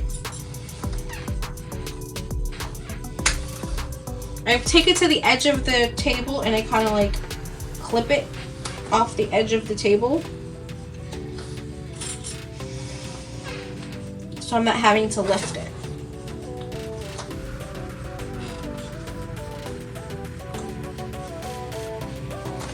All right, that's looking good. Now we are going to stitch it down at 3/8 of an inch seam allowance using a joining stitch. For me, that is 3.5. For you, it might be different depending on your machine. Right, let's get to clipping.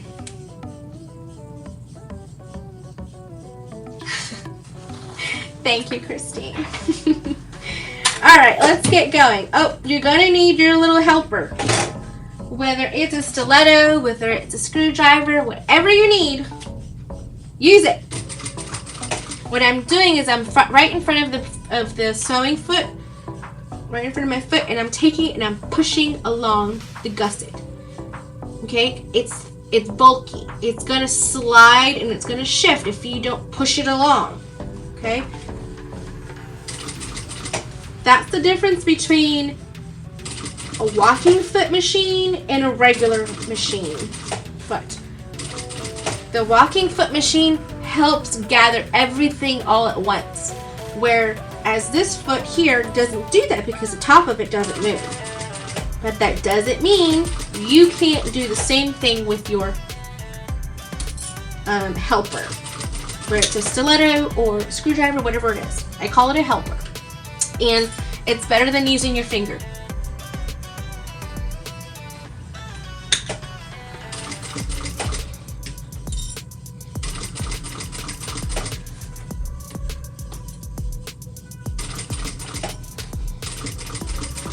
Okay, so what I'm doing with this hand is I'm really making sure to push with this hand to make sure it stays in place when I stop to move a clip out the way.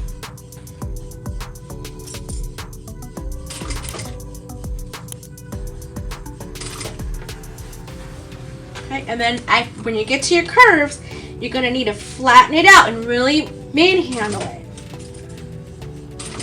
It's okay, it'll get over it.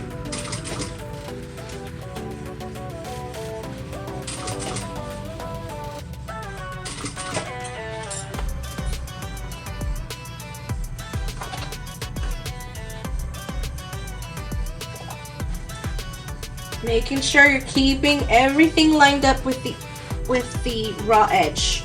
So everything is going to be the same distance.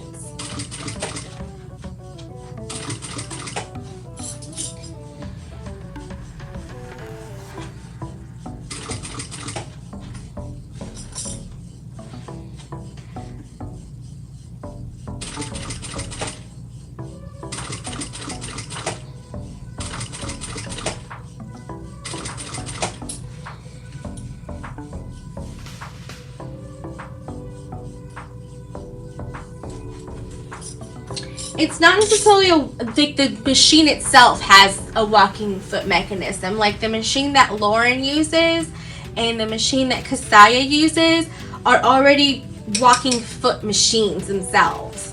It's not like an attachment that you have. It's literally the machine that they have.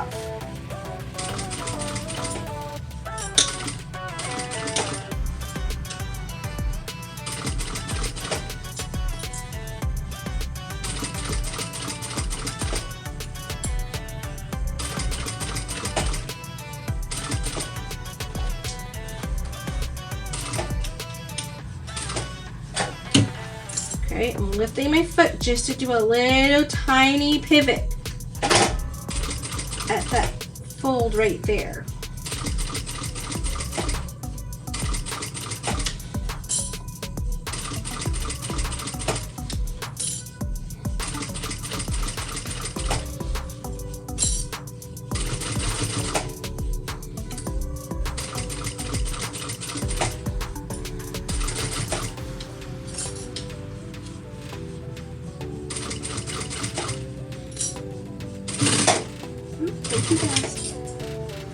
I got a little excited because I got to the beginning. Alright. So I'm going to show you what I mean by that.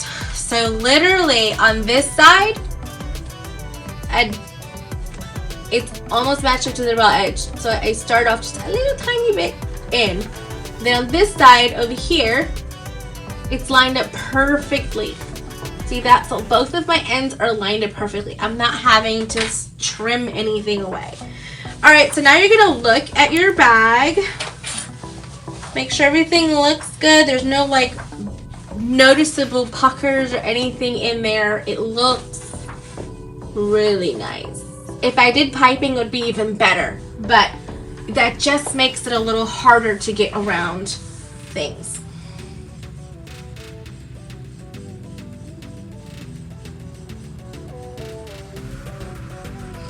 thank you, Lynette. I'm so happy you liked it. Yes, the Sit Spritz is a new addition. I'm going to try to work to see if I can work with someone that does Sit Spritz that I can get licensed to do fabric as well. Okay. Excuse me. So now that all that is done there, you can trim it away, because I'm looking at it and I'm like, guys, like, that's a nice bottom. Look at that. I mean,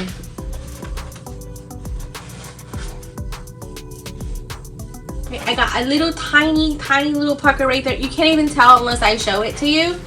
They're like, it's just really nice. It's really, really nice. So I'm just gonna go through and trim away my stuff and then just start over on the other side. Using my pinking shears around the curves.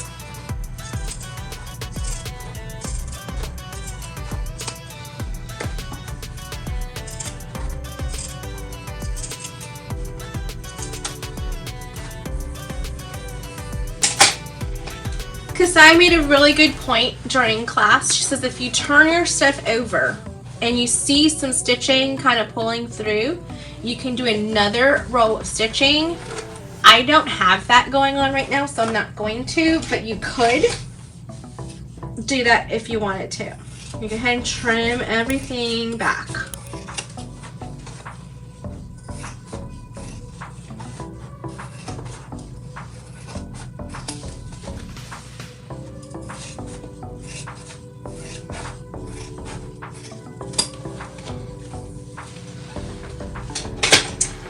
Okay, so that's trimmed. Now we're going to work on the other side.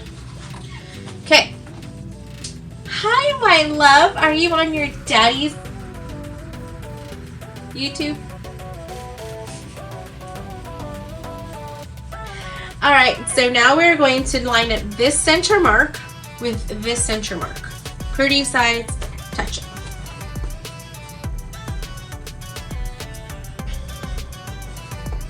I like to do my first clips like this so I can kind of see everything, and then I'm flipping it over because I want to sew with my gusset side up. So the same thing we did before, that I'm lining up this top portion here and my side so that I have a 90-degree angle, like a, I don't know, a 90-degree angle right there, 45, 90 degree, something. Okay, it's gonna get bulky through here, so just take your time, because right here we have that extra pocket piece. This is where we're gonna go through 4 layers of vinyl with some of it. That's a 45, okay. Thank you, Shanova. She helps me with my numbers. Okay, so again, we're really trying to make sure that we're making that 45-degree angle right there at that connection. Clipping there, clipping there. And just move it along and clip. Lots and lots of clips. I'm working on binder clips, guys. I think I'll have the first test order here next week, I think. Okay.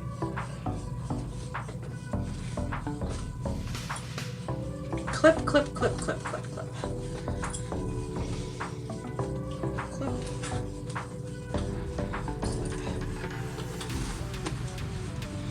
Now, I don't know why the back has, like, maybe 2 snips will be perfect for this.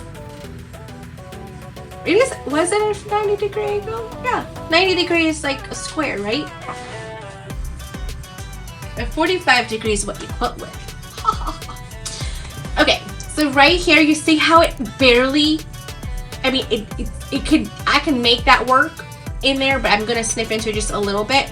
But maybe 3 snips at most total for each side would be perfect. I don't know why that does it. The back has a lot more give or something. I don't know. But it's the exact same size.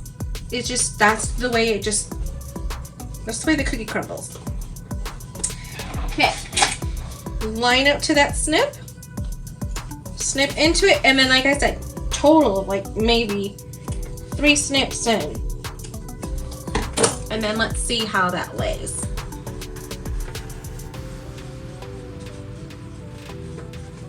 Yeah, look at that. That's sitting so nicely with just those 3 little snips.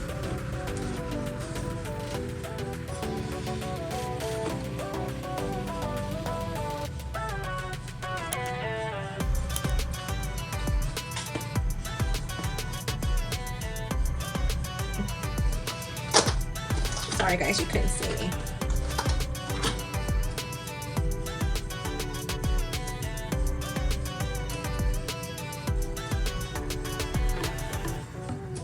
Okay. Taking it, lining those up, and then pushing it down. Just like that. Oh, I have 2 more right here. And I'm just taking it and clipping it like that.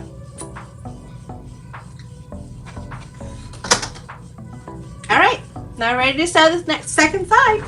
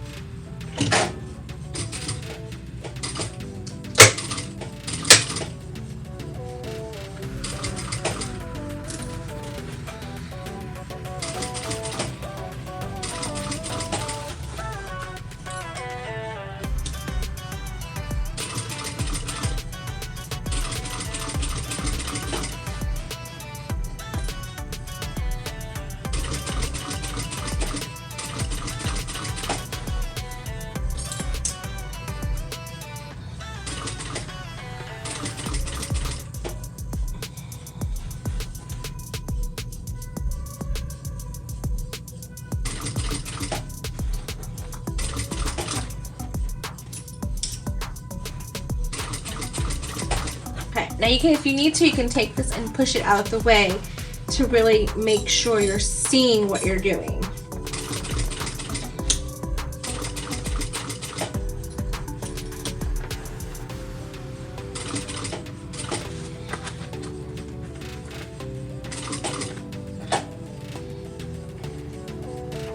Pivot just ever so little bit.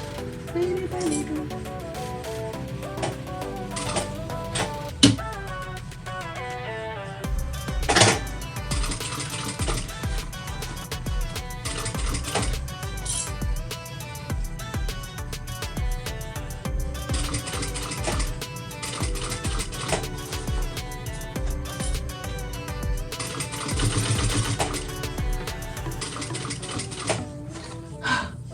Take a break. That's a lot of work.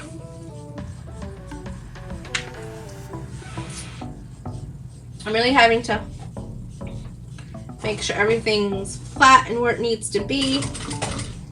Using a lot of hand strength here.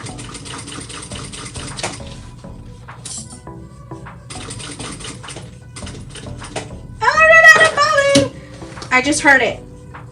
I heard it. But see, I didn't go too far because I have another bobbin. It's better than it doing it during top stitching.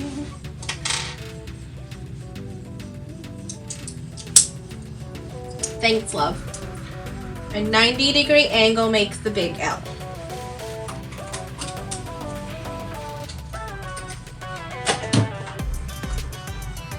Okay, pull it through.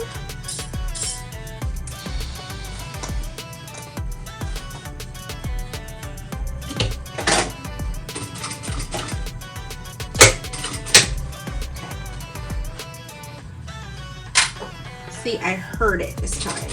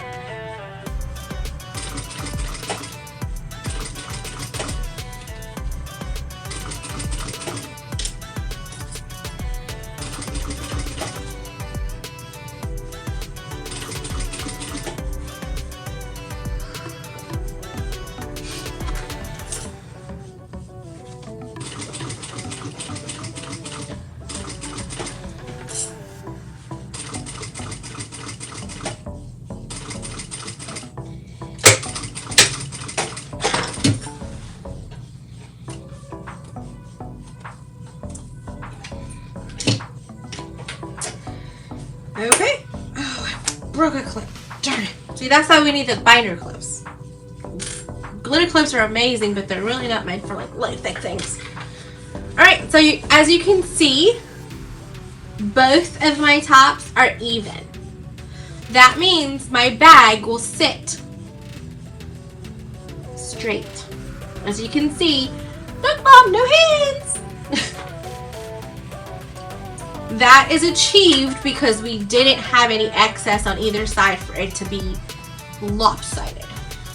Okay, go ahead and trim off your curves and then your straight edges. It's really thick through here now because we have the pocket, the gusset, and the main piece.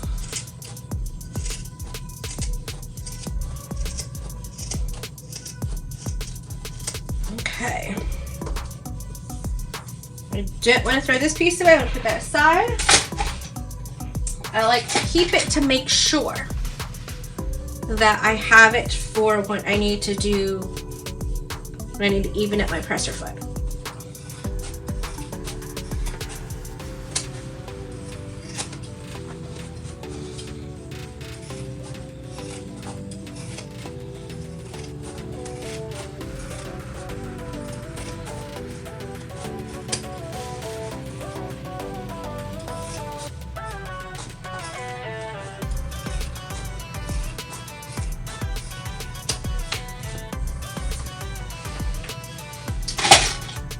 Okay,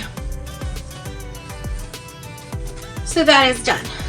We are not turning this out yet because our lining is going to go inside of it.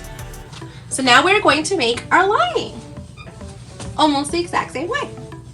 Take that, put it aside. Now we're going to start with our lining pieces. So you're going to want to get your two pieces, your zipper,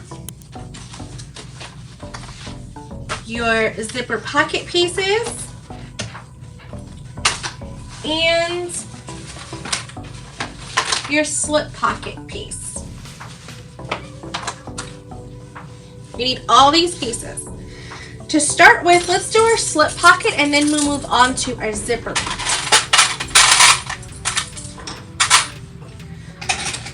Clean as you go. So I'm going to do my slip pocket and then one of my back pieces. Take these pieces and just put these aside for right now. We're going to mark our centers.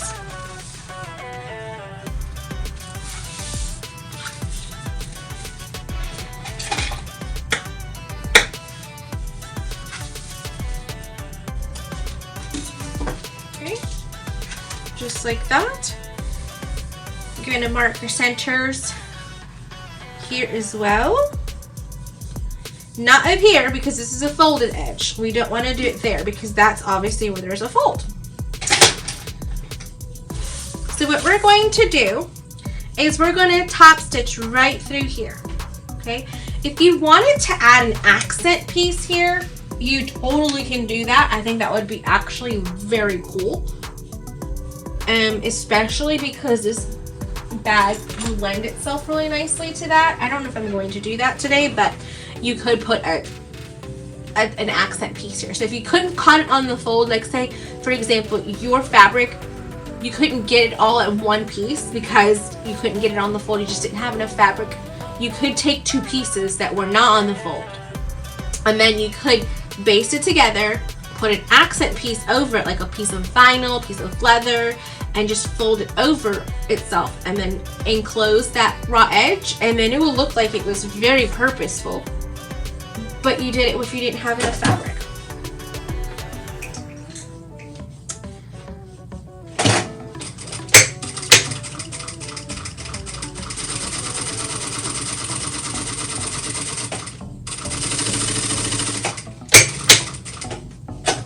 Okay.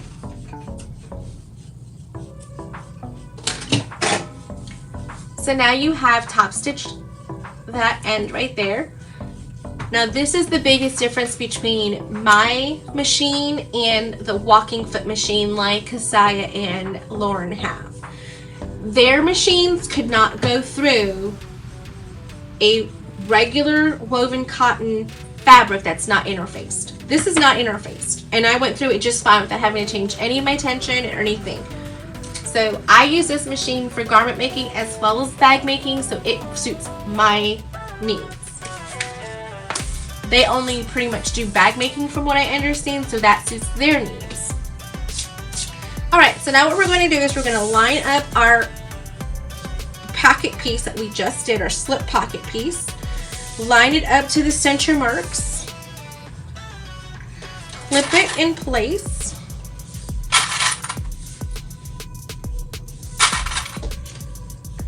Clip it in place.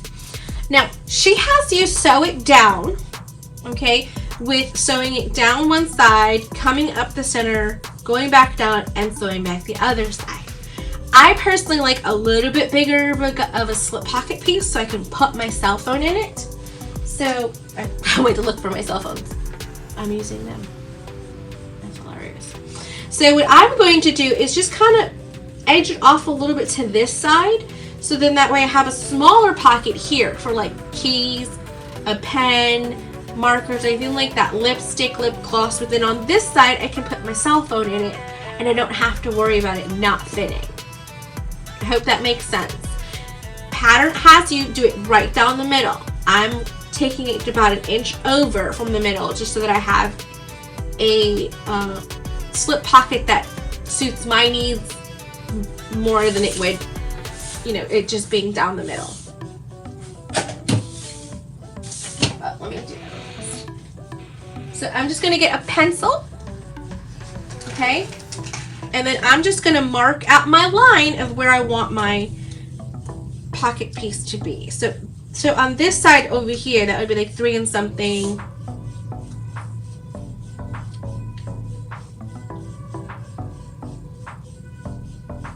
Yeah. Okay. So that's what I'm going to do. I'm marking where I want it to be. Okay.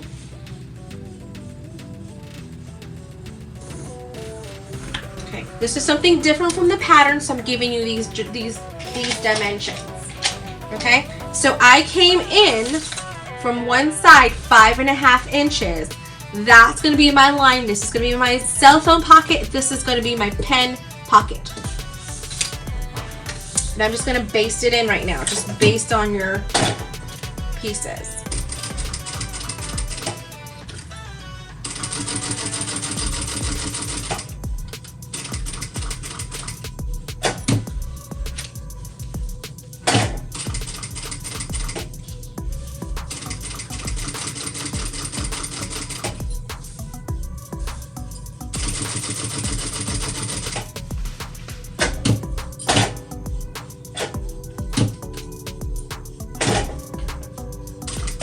Okay, I'm going to get to that mark.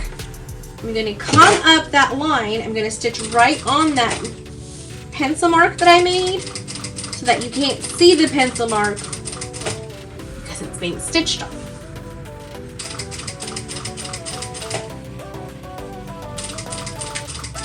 Come right up to it, go past it by 1, go back 2, and then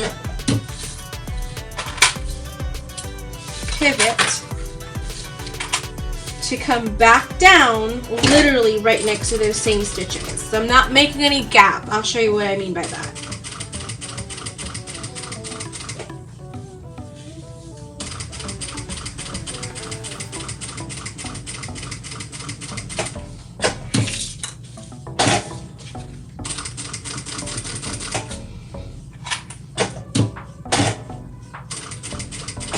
Now, because it's not interfaced, it does want to bubble up on me a little bit, but that's why I'm using my little clippers to just kind of keep everything down where it needs to be.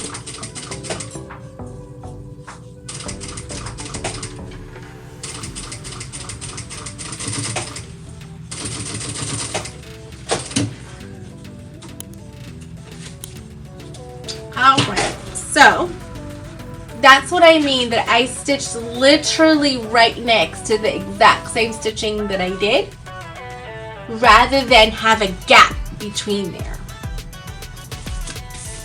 If you have anything sticking out from the edges, you can go ahead and trim that down. That's okay.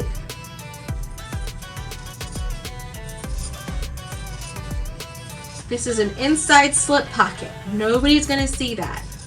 But if it were an outside slip pocket, then you're gonna really make sure everything lines up really well.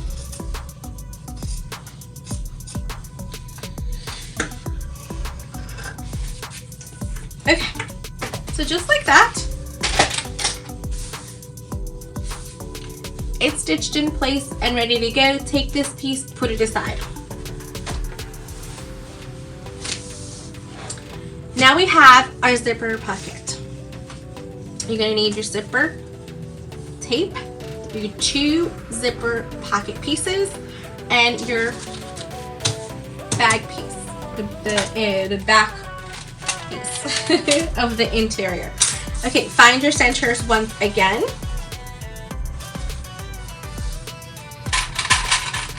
You need to clip. There's no harm in clipping. Make sure nothing moves. And then you go to do your snips.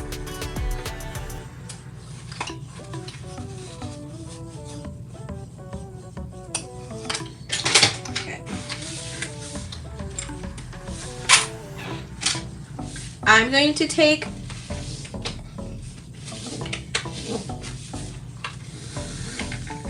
this and just really mark out my fold. That's going to help me make the placement for my bag, my lining piece. I'm turning on my iron just so that I have what I need.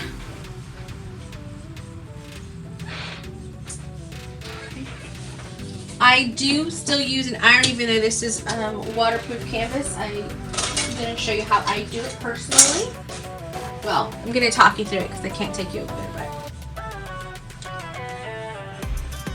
it's okay.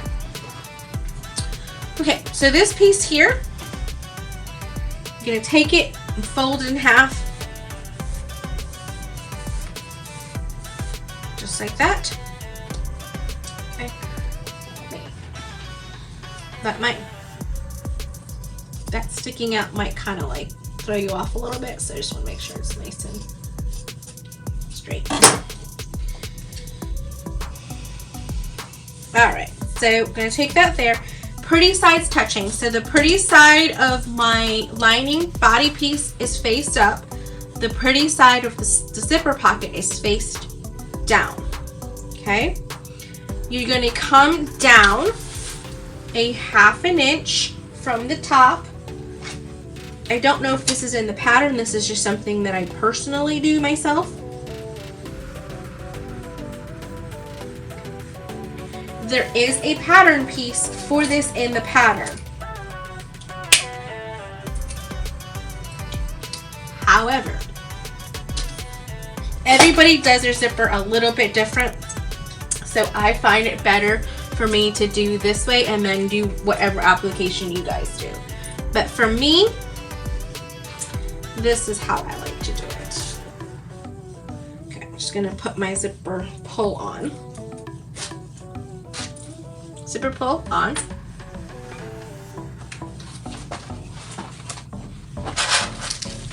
I have one of these fancy dancy zipper overlays from Mormino. I think it's out of stock. I don't know if she has these anymore, but if I'm not mistaken, Leslie with Jolie Creations has zipper overlay templates like this. Okay, if I'm not mistaken. Now, what I like to do is line up the top edge centered like so.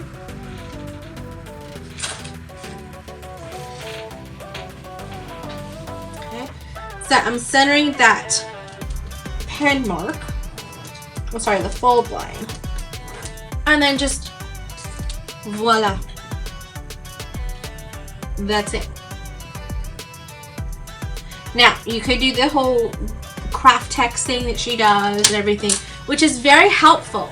But like I said, some people do zippers different ways. Totally okay. Do it the way you need to do it. Follow the directions in the pattern. She does have very good detailed instructions, but this is how I like to do all of my zippers. Very rarely do I do an actual overlay. Okay, so now I'm going to stitch along that actual line that I drew.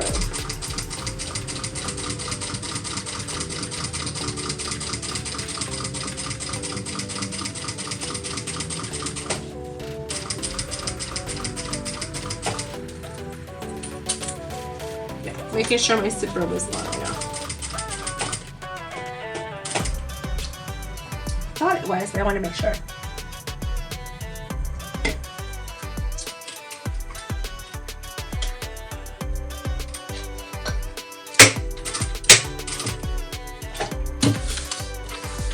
Okay. So now what I'm going to do is I'm going to jump over to the other side. Put my needle down at that corner, back stitch, and then continue to go on the other side.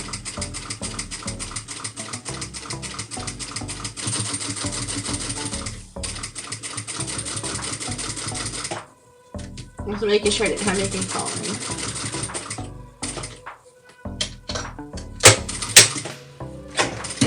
Take it, snip your tails.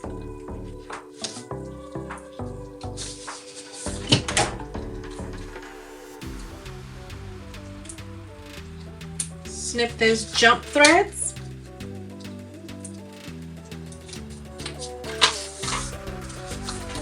So that's what it looks like. I did not stitch down these long edges, okay? If you need to, make a line down the center.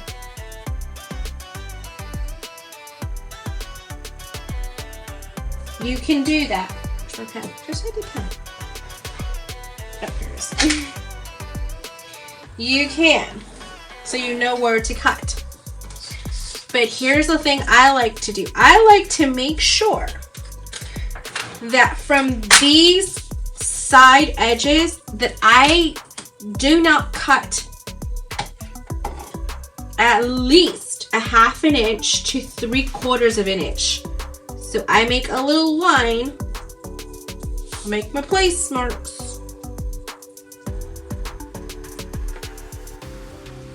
And that's my line to say stop. Don't cut past that. And then if you need to make those little triangle things, you can, just to make sure you're getting right into those corners. Like that, you can do that. I say no more than 3/4 inch to 1/2 inch. A 1/2 inch is probably perfect. I just like to do just a little extra long because I want to make sure it flips over on this side and I catch it on the other side. So to cut that, what I do is I take my piece, I run it across back off the table, and I just make a snip with my scissors. I need to get my little tiny snips back over here.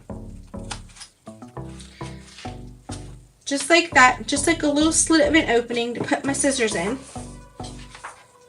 And then I'm going to run across that line right till that stop mark, and then I go towards the corners. Like that.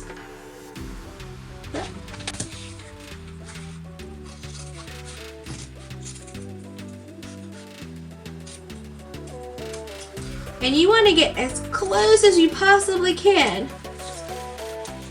to those stitches without cutting into your stitches. If you cut into your stitches, you have to re-sew that down, okay? Now, I'm going to go to my iron, and I'm going to press on this side and like steam. You're going to hear it. That helps this waterproof canvas kind of get a little bit more pliable. So when I push this all through, it's more pliable.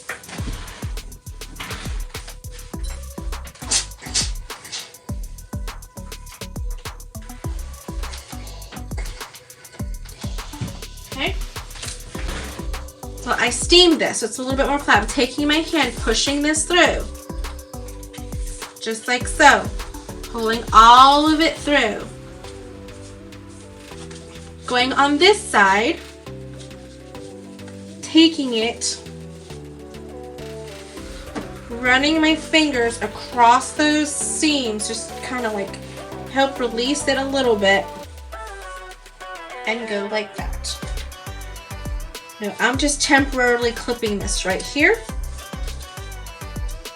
Doing the same thing on this side, just taking my finger and just rubbing against it, or you could use your little boning tool. Right along that sewn edge.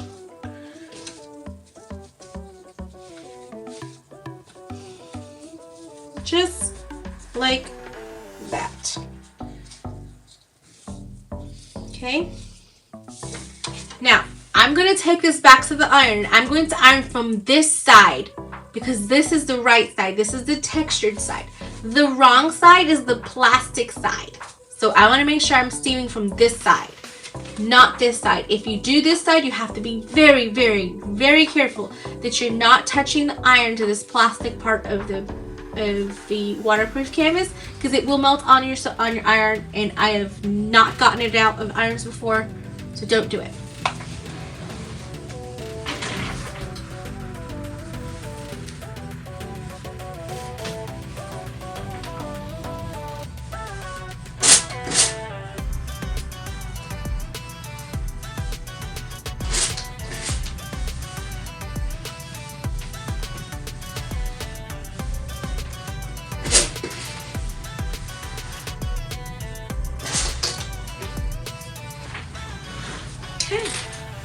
And that's what it looks like. Okay, so now that that's nice and flat and everything looks good, I'm gonna really make sure it's nice and flat. Good. Give it a lap tap. Clean up. Clean up. Everybody clean up. Okay, so now that we've done that, now we're going to put our zipper on. I'm going to get my 1/8 inch double-sided tape. This is what I call my zipper helper. Putting it to the outside edge of the tape on the zipper. So there's tape and then there's zipper teeth. I'm going to go to the edge of my zipper tape and put it on. This particular double-sided tape doesn't do as bad with gumming up your needle unless you're repetitively going through it, but still, just to be on the safe side, I'm keeping it out of my seam allowance. That's why the 1/8 inch tape is great for this. Okay? So what I'm going to do, because I like to make sure my zipper closes to the left, I'm going to flip mine over to make sure that the front of the zipper, what I call the front of the train, is going to the left from the tracks. So what I'm going to do now is peel just one side, only the top. Put that down, lift this up, make sure it's covering, and then put it down. Just like that. Now I'm going to do the back, the bottom side of the zipper tape. Just going to rub it on a little bit, pull off my tape, and then make sure that I apply it like so. The good thing is it's not any like permanent tape or hyper stick tape, so you can really readjust it if you need to make sure that it looks nice. That looks nice to me, so now we are going to go ahead and stitch it about 1/8 of an inch from the inside rectangular piece. So not on the zipper tape, but on the actual backing, the main fabric. And I'm going to do this with a number 4 stitch length instead of a 5, because it's not really a top stitch, but it kind of is a top stitch.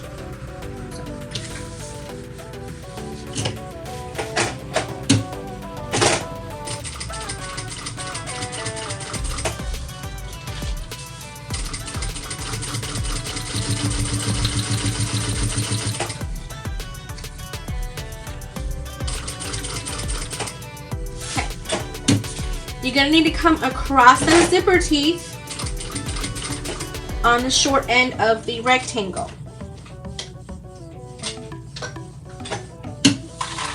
But the good thing is these are not metal teeth.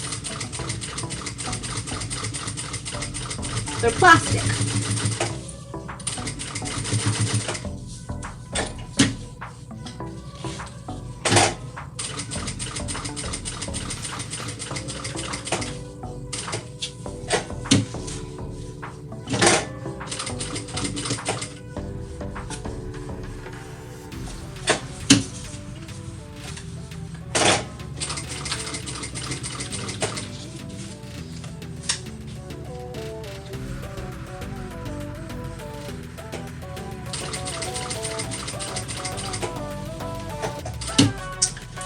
Okay, pull it off, snip, snip, pull it through the back.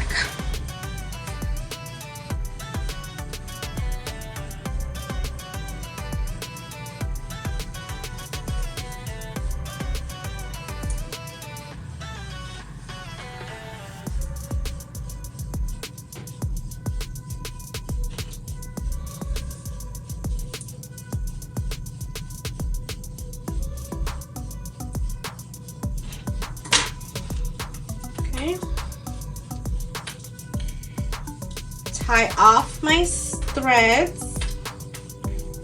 You could just do a back stitch. I just like tying it off. It just feels like it just gives it that extra attention to detail.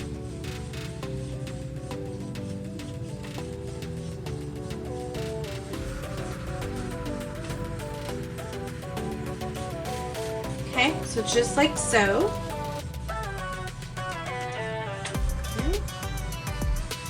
Gonna pull it up to the side. Hold it there for just a second with my clips so I can get a piece of my double-sided tape.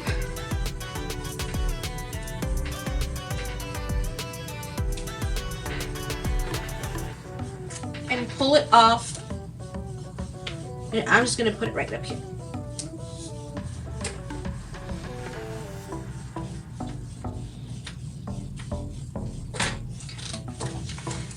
Just like that. Now I'm going to leave my zipper open because I'm going to take this piece, put pretty sides touching, and I'm going to stitch around, leaving the bottom open.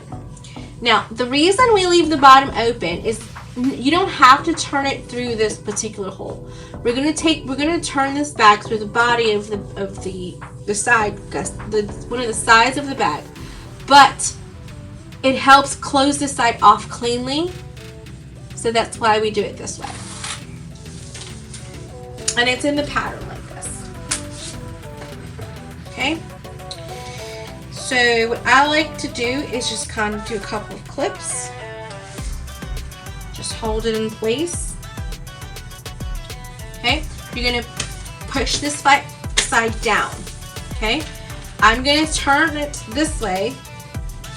And I'm going to sew up this way. I want to sew as close as possible to this edge here, so that I can catch those little triangle pieces and come around and do the same thing. Okay? So down here you can fold this up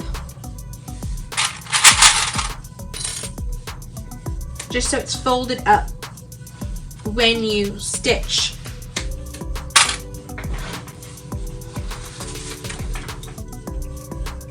Joining stitch length.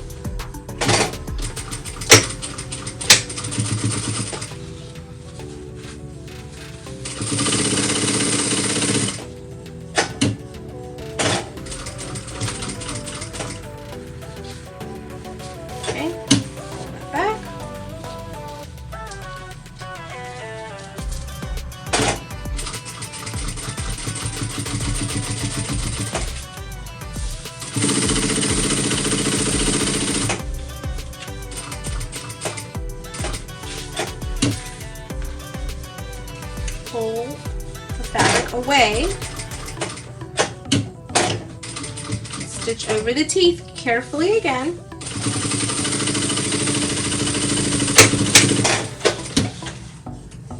take that off.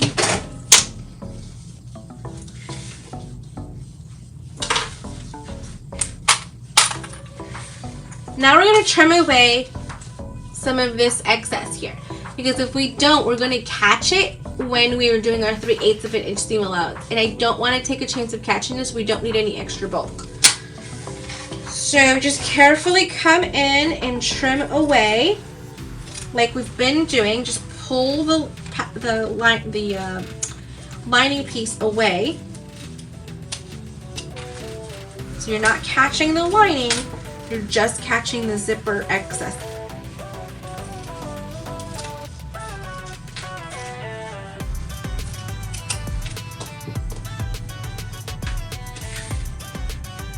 And I don't need to trim anything up here, just on the sides.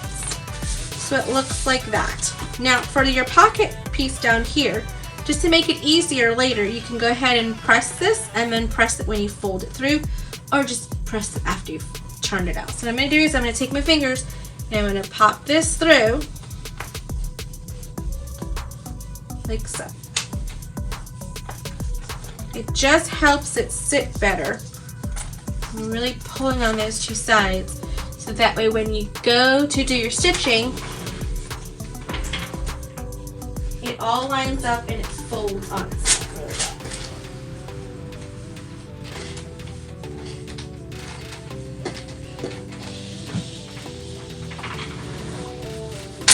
Like that. So this is left open. Okay. This is open so we can close our lining through that. Okay, so now I've got our lining pieces, two lining pieces done. Now all you have left is your gusset and your 2 lining pieces. That's all we have left. So what we're going to do now is exactly the same thing we did for the exterior of the bag. We're going to find all of our centers. I've already done that on our 2 lining pieces, so I can set that aside. I'm going to find my centers for my gusset.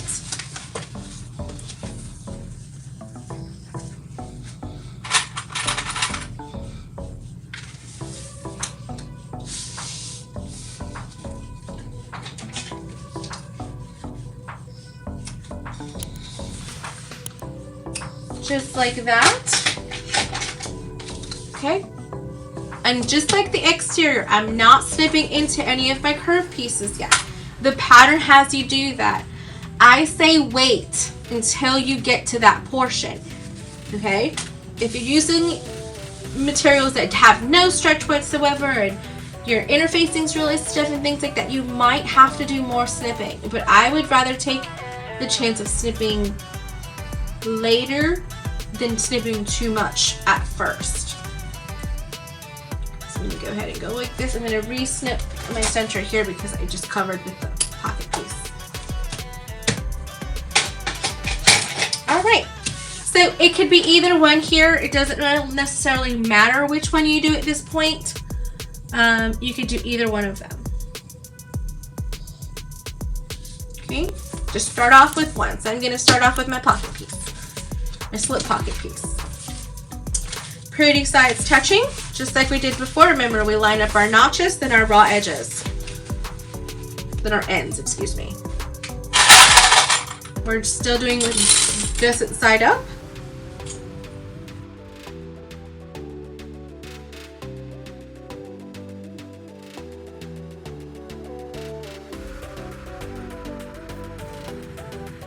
And actually, if I'm not mistaken, yes.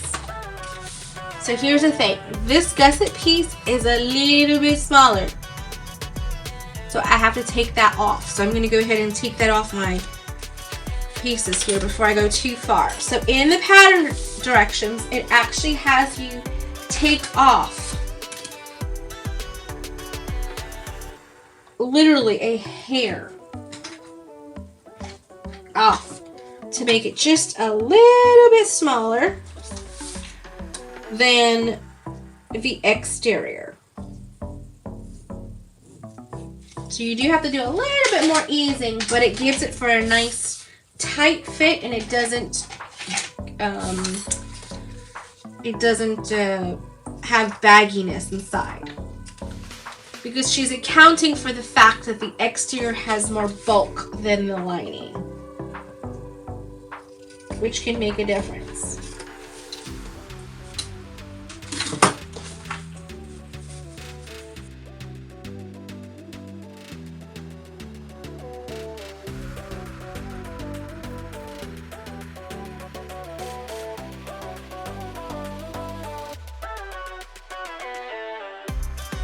Alright, so right through here, we're going to snip 3 snips at the most. You don't even really need that many, really. It's just enough to make it go out just a little bit. Yeah, just like that.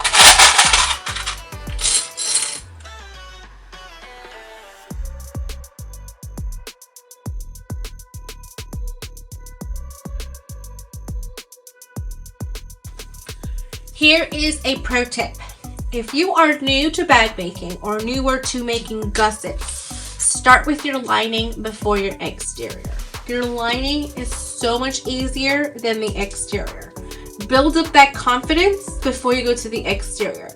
If you need to take a break and do this one day, the lining one day, and then do the exterior the next day, do that. Make sure that you have your your strength about you to get this done, okay? All right, so let's go ahead and, again, 3/8 of an inch seam allowance. We're going all the way around. I have my little helper with me, joining stitch length.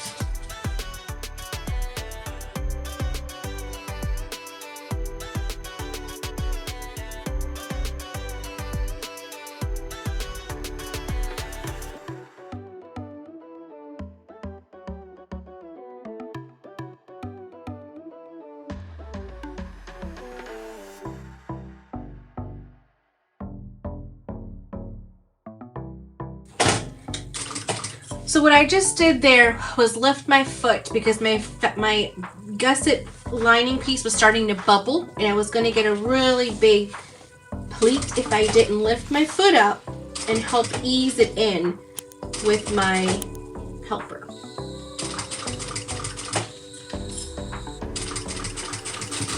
If you're going to get puckers, it's better that you have them on your lining than your exterior. But get some good practice with your lining first.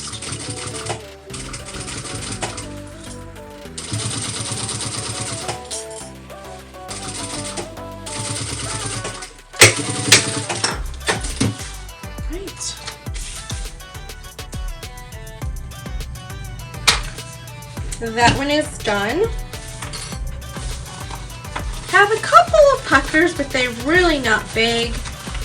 Just a couple right there in my corners. But they're really not that big. Just a couple. All right. Nothing big enough for me to say, let's take out the seam and start over. Let's go ahead and get our other piece going here. So now we have the other piece of the lining, but this time this is the one with the zipper. The zipper pocket.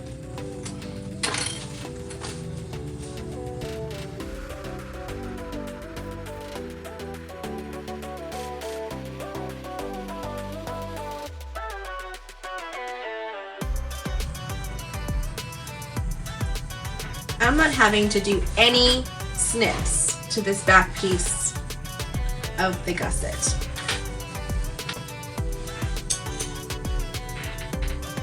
Just because it's all coming together really nicely. Any more excess right in there, and I'm going to probably have puckers other places, so I would rather have a little tuck here and there. But it's fitting in there really nicely, so it's good. All right. Gusset side up. Let's get this party started. All right.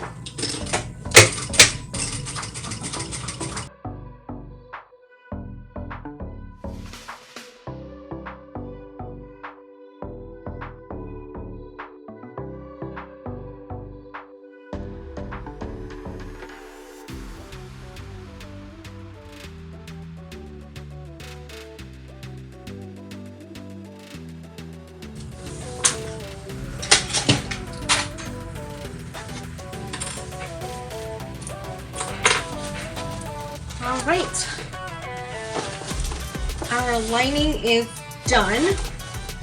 We have little tiny two little puckers right there, but anything more than that and it would have just have too much ease. Okay, so trim it down Use your pinking shears around the curves.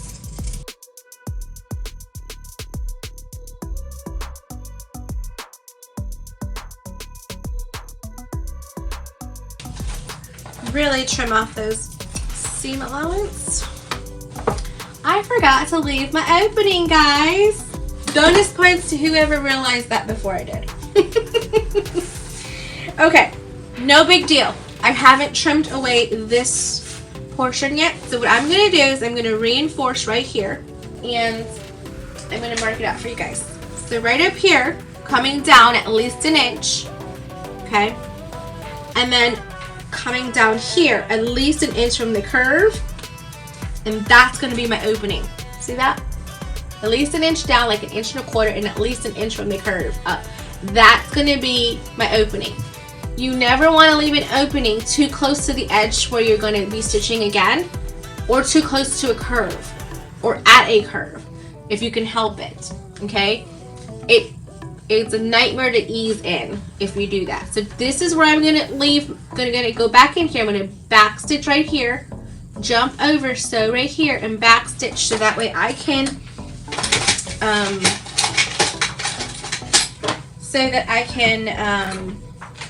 just unpick those stitches that I have and do it.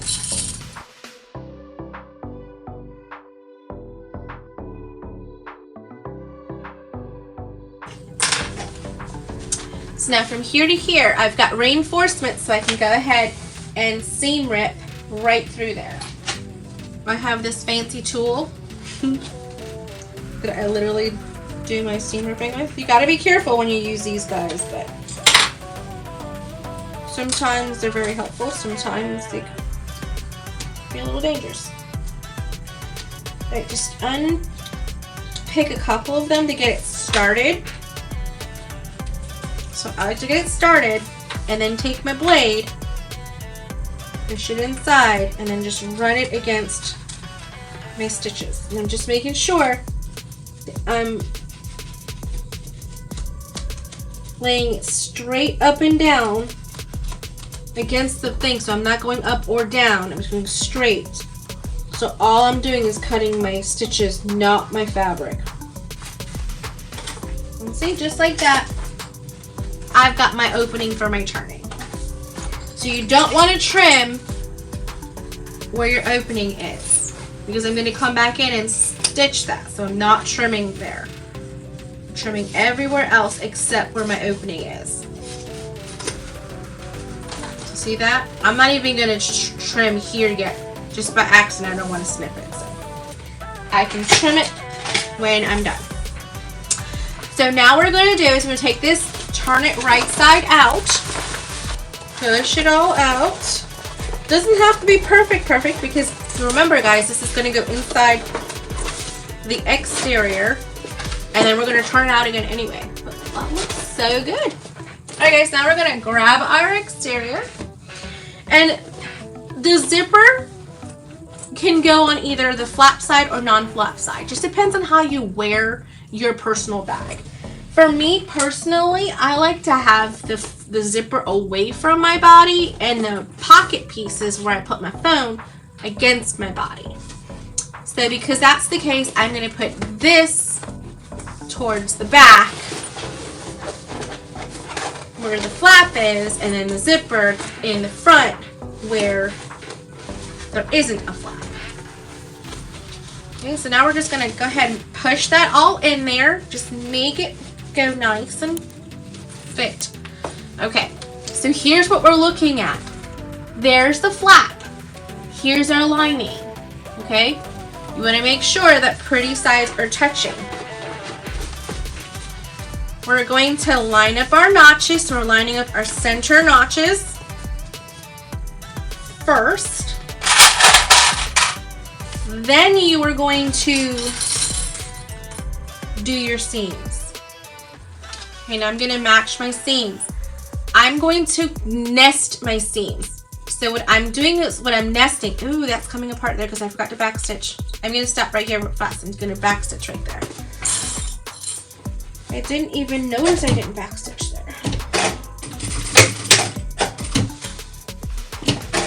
Yeah, I backstitched everywhere else, just not there. So I'm gonna nest my seams, and what that means is I'm literally gonna have one seam, like the exterior, going to the left, and then my lining going to the right. And that just helps really lock in those seams so that it lays right on top of each other, and I'm not having to worry about them shifting. It's almost like Legos, just locking in. So now I like to do is to kind of pull on each side, and you see how that makes that, if it was a little, I don't know, baggy, it kind of helps it go where it needs to go. It helps distribute it. We got jumping jack clips here. Okay, now everything's clipped. Now we're going to sew all the way around. Okay, when you have a cylinder arm or a domestic machine that you can take off the bed portion of it, like this, and then you can just kind of free put this in and it rotates, that's great. I have obviously a flatbed machine. Thanks, Shanova. Bye. Okay, so I'm gonna go ahead and start here and go all the way back around. Okay,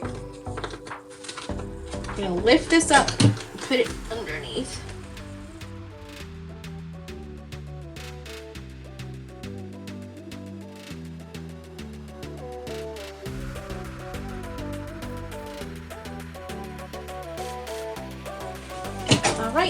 All right, let's turn this bad boy over. All right, so we're gonna pull out the lining. We're to the home stretch here, guys. Pull out the lining. Through the hole of the lining, you're gonna go in and push in one of your corners or curves. And really like help push it in as you're pulling. So I'm pushing and pulling it at the same time. This is why I don't have pretty nails. All right, we're gonna keep pushing and pulling, pushing and pulling.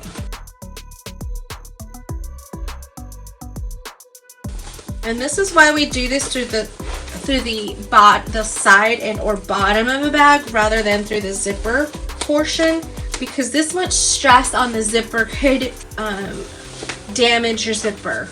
It could. I've only had it happen once, but I have had it happen.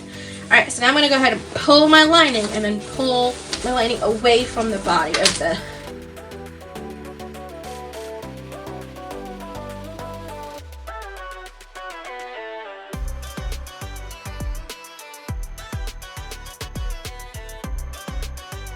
okay.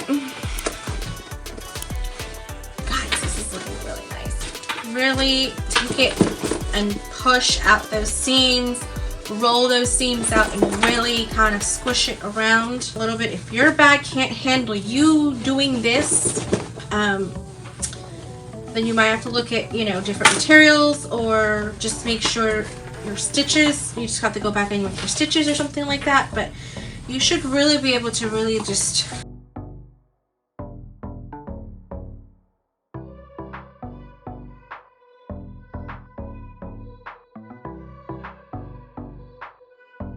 now remember, we have two openings. We have this opening, and then we have the opening on the side. So what we're going to do now, okay, is pull the opening through the zipper pocket so we can close it. So grab both of these pieces, pretty sides together, and then pull it back out through your zipper. This is a lot less stress than pulling out all of this exterior of the bag. You're gonna need some clips, but not too many. All you're trying to do is just get out where the opening is.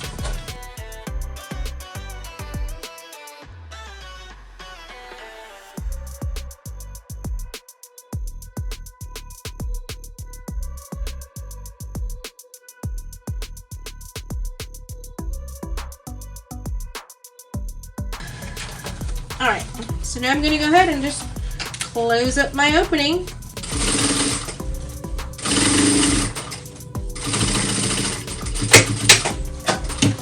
Okay.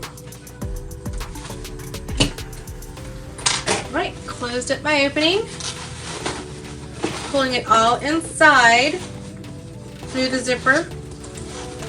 Okay, and I don't close it off yet. I like to do my top stitching before I do my closing off. Who makes your transfers? Lots of questions when you come in late. Hi, Lynette. No problem.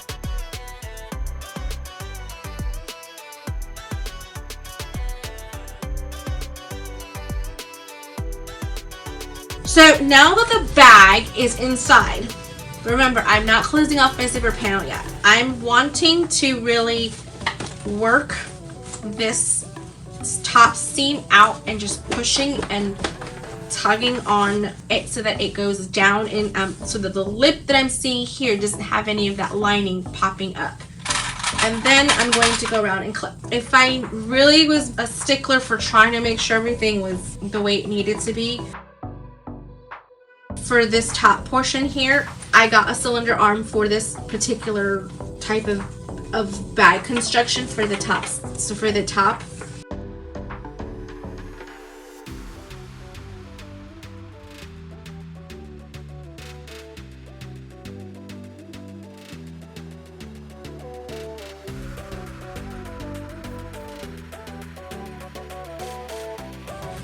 okay.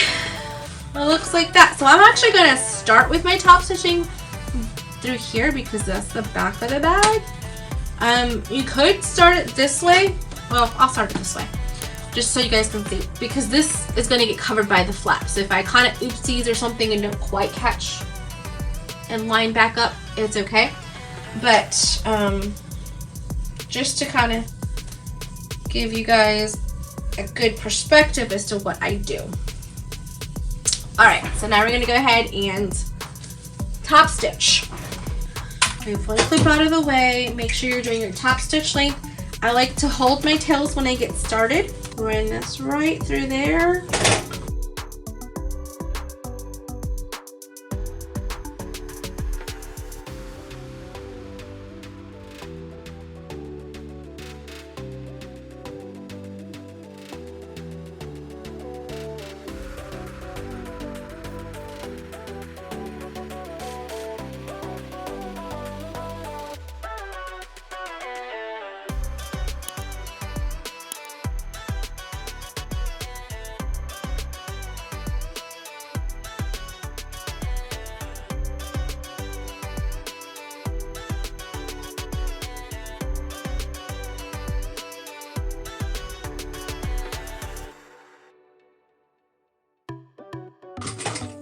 Or just get practice at lining up your, there we go, at lining up your stitches. So that's what I mean by lining up. So I started and ended, and you can see a little bit of the, where it's kind of like 3 stitches where it kind of goes over where I had started.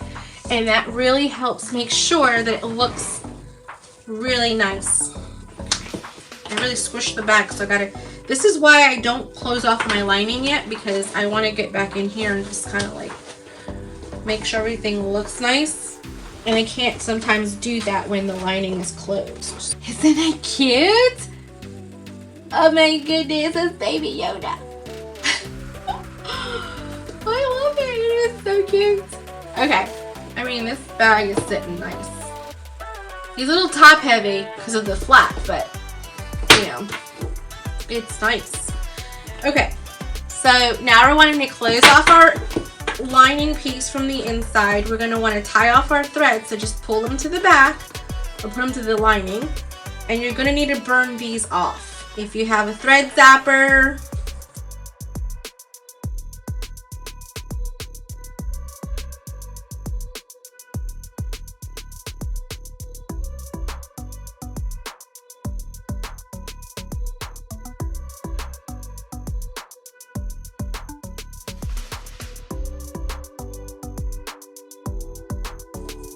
just like that. All right, let's close off our interior zipper pocket, and then we are done with the bag. All I have to do is just do my closure right here. If you wanted to go the extra mile, you can definitely come in here and do a blind stitch. You could do that. Thank you guys. I'm just gonna stitch it closed. I should get a same colored thread. I kind of have one, but I don't have a bobbin, so I don't want to have you guys wait any longer.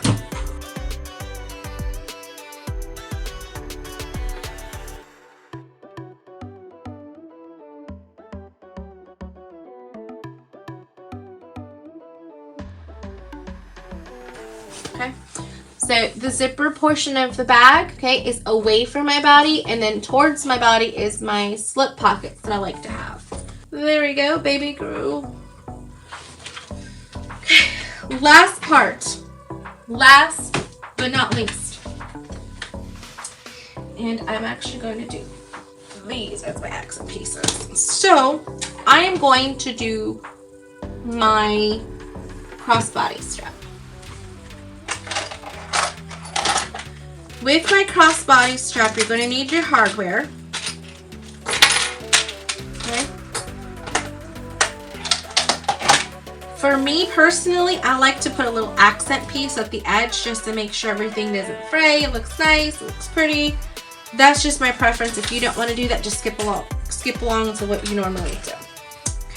So for crossbody straps, this is a cotton webbing. And this is going to be dropping on my website on the 15th of September. So September 15th, we're going to start offering cotton webbing at 1.5 inches. All right, so what we're going to do is I like to do this portion first. I like to come up through the bar, down the bar, and then you come down through here. And then I like to do a double fold on itself. It just helps that it really, really secures the raw edges so that nothing comes out. Okay, and then stitch it down.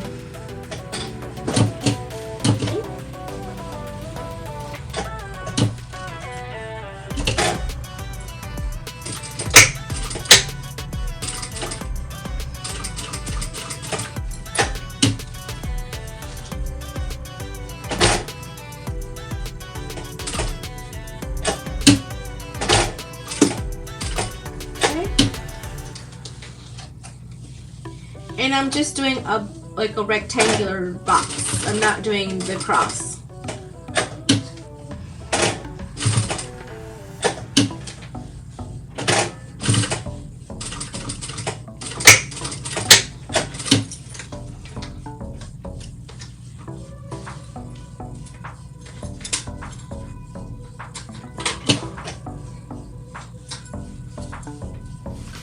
That's done. Secure. Turn off any little bits. So that's there. So now with this portion up, so that's the wrong side up, I want to, it's a really good one, Linda. Okay, gonna go ahead and grab that, put that towards there. Okay, now I'm gonna come up and down. And so that portion of the crossbody strap is there, and then this portion is gonna go like so. So this is where I like to add just a little extra little piece of vinyl. It's not necessary, but if you want to, you can. It just gives it a little zhuzhing up.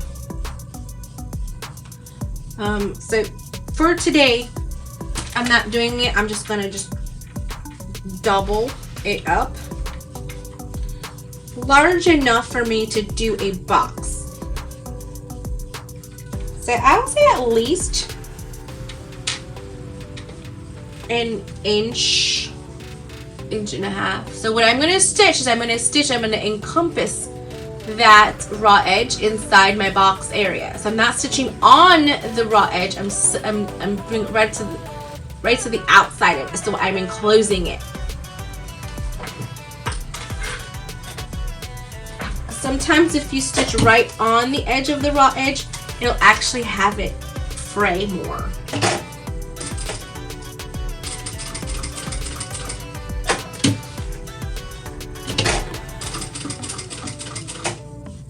do fray check at the end of your webbing. If you're using a cotton webbing like I am, you can use fray check. You can put a piece of vinyl or something at the end of it. Anything that you need to do. Alright, so now I'm going to do my X. So now that I've come across there, and I'm going to come across and pivot. I'm going to go from one corner to the next. Okay. Come across the bottom. Oops. A little too far, but that's okay. Alright, go across, and then now I'm going to meet back up to where I started.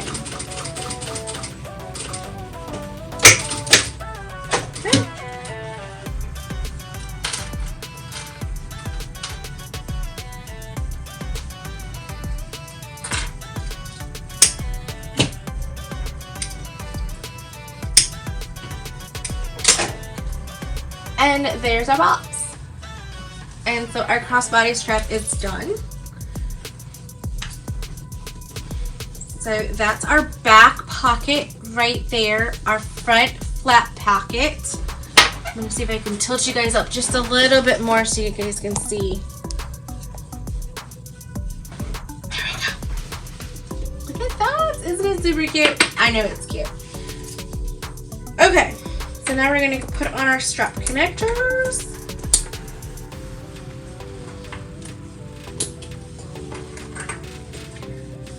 Just like that. It's completely adjustable. This is cotton webbing. It's comfortable against the skin. You don't have to worry about it like irritating someone's skin or anything like that. I really like the cotton webbing. I'm so happy that Shanova talked me into it. Like I needed much talking into, right? Alright. So there's the bag. Hey guys, look at that. Let me loosen it up a little bit because I'm short. There's the bag. It turned out so well. I think I really like this. This bag pattern is really, really nice. If you haven't had a chance to make it yet,